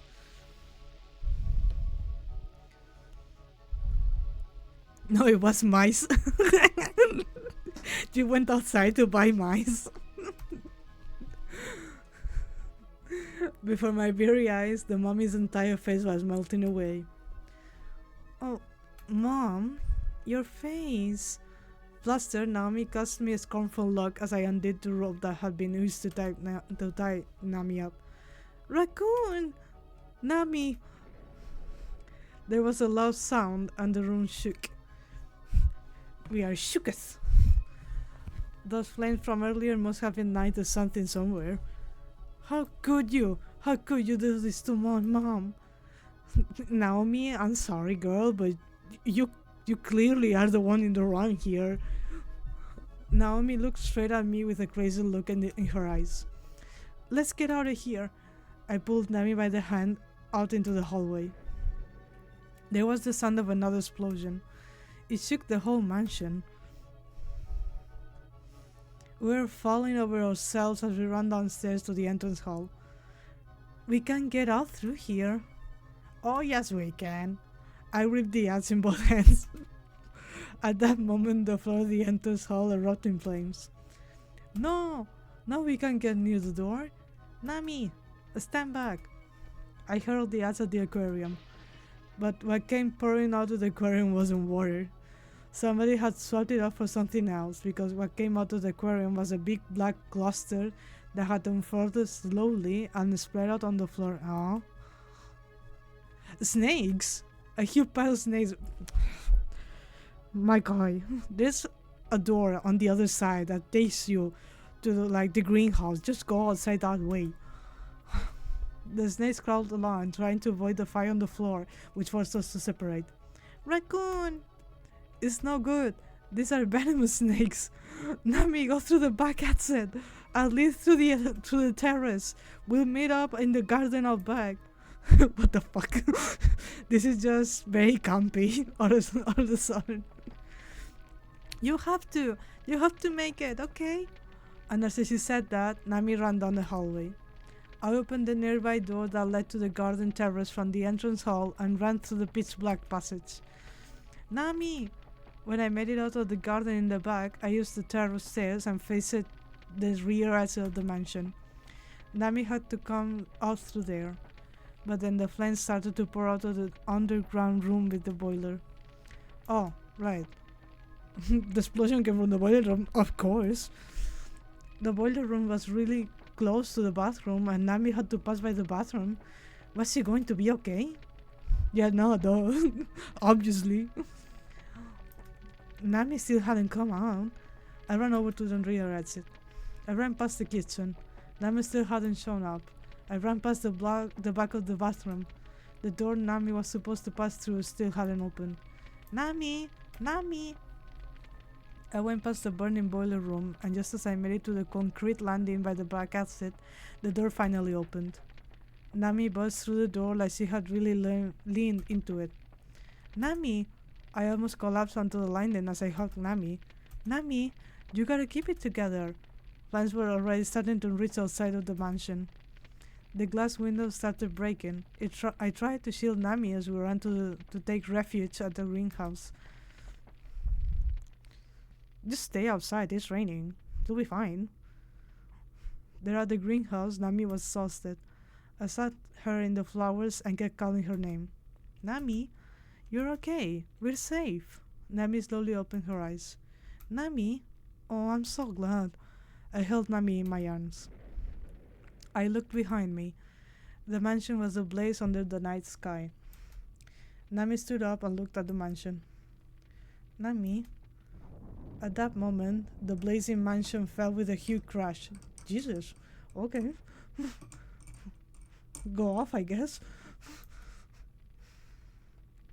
Amidst the flames, I heard the scream. Raccoon! Could it be?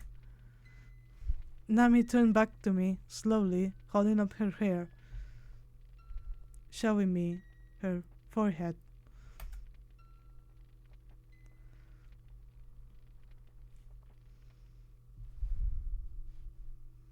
Well, we saved the wrong one.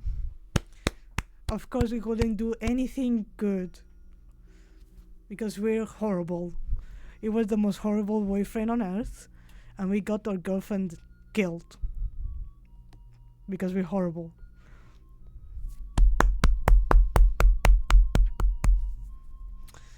Why do we suck so much?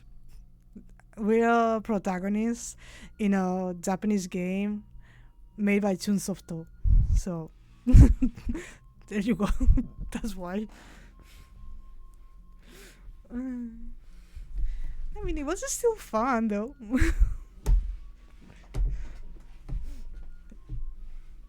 I got here for the finale. Yeah. Yeah. But it was fun. It was a fun game. I didn't know much about it, but it was fun. But I'm so not rooting for this guy. I want to play this now. You should.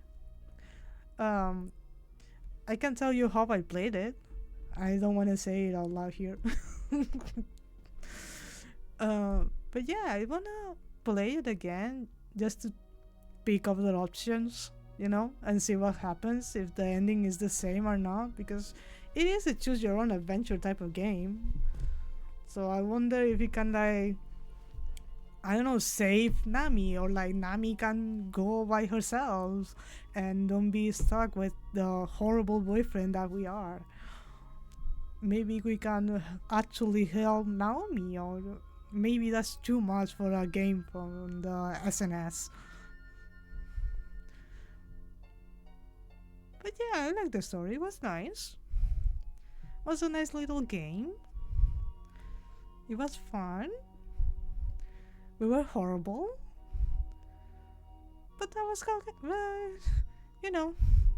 at least Nami doesn't have to put up with us anymore. Yeah, the writing was made by a famous author. I don't remember his name though. It's probably in the credits and I didn't read it. What year is this game released? It looks like so 80s, 90s.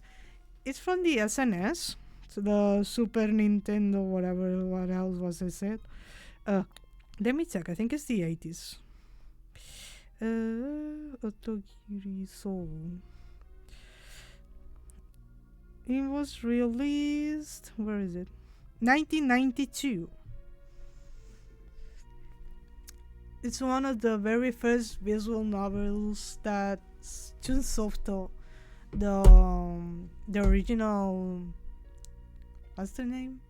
Developers, the original developers of Danganronpa, which later became Spike, and then later it became Spike Chunsoft.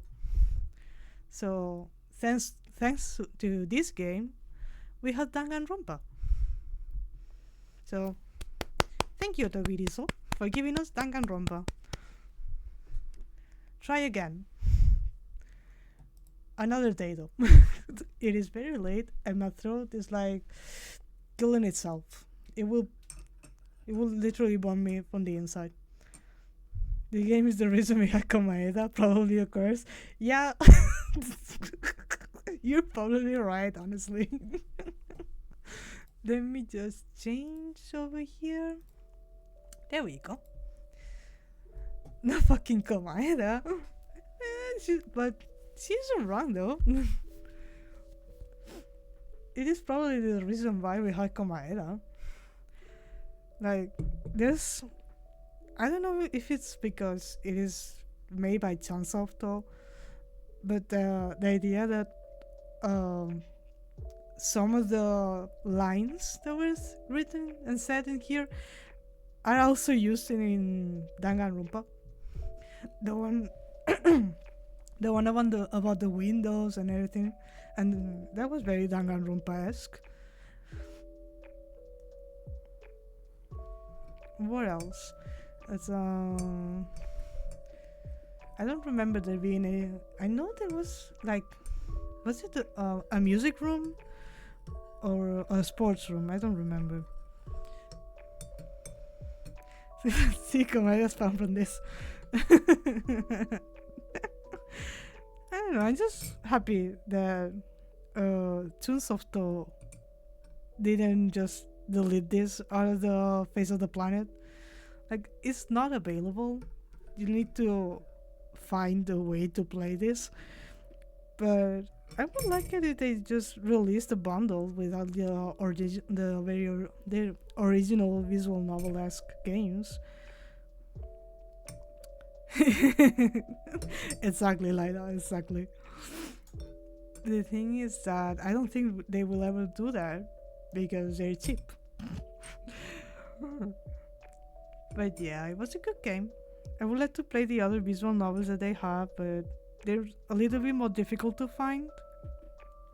And the one I tried to get today, that I talked to you guys, I'm not able to get it running, so I'll have to try and find it in another way.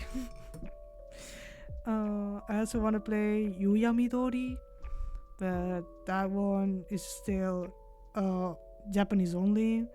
Twilight Syndrome will also be very nice to play, which are older games. I believe Twilight Syndrome is for the DS, which is like, huh? That doesn't make sense to me, but fine, whatever. Time is relative, and anything is relative. But yeah, I just hope that anyone that was watching had fun and wasn't too bothered by my accent too much, and that I don't know, they had fun basically. I did. I'm glad I decided to change the game last minute. We could play it again another day. I will hunt them if they are.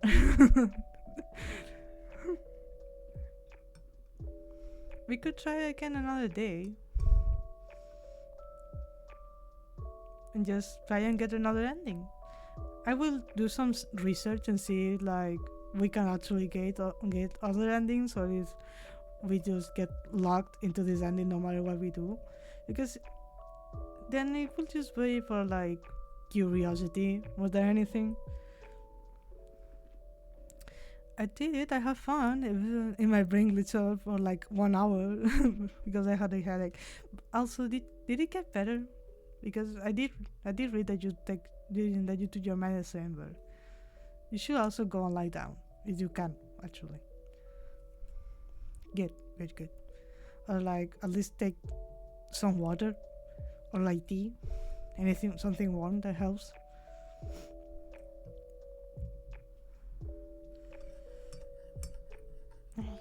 But yeah, I think I will close it here. I don't want the bot to be too long because I want to upload it on YouTube. Oh shit, I should drink water. Yeah, you should. You absolutely should. Or like get some tea or something like I did. But yes, I will be closing off. I will be going. And I will be uploading this later on YouTube. I will just post it on Blue Sky so everyone can watch it fully. And yeah, thank you all so much for watching. I will see you another day. Thank you. Bye bye.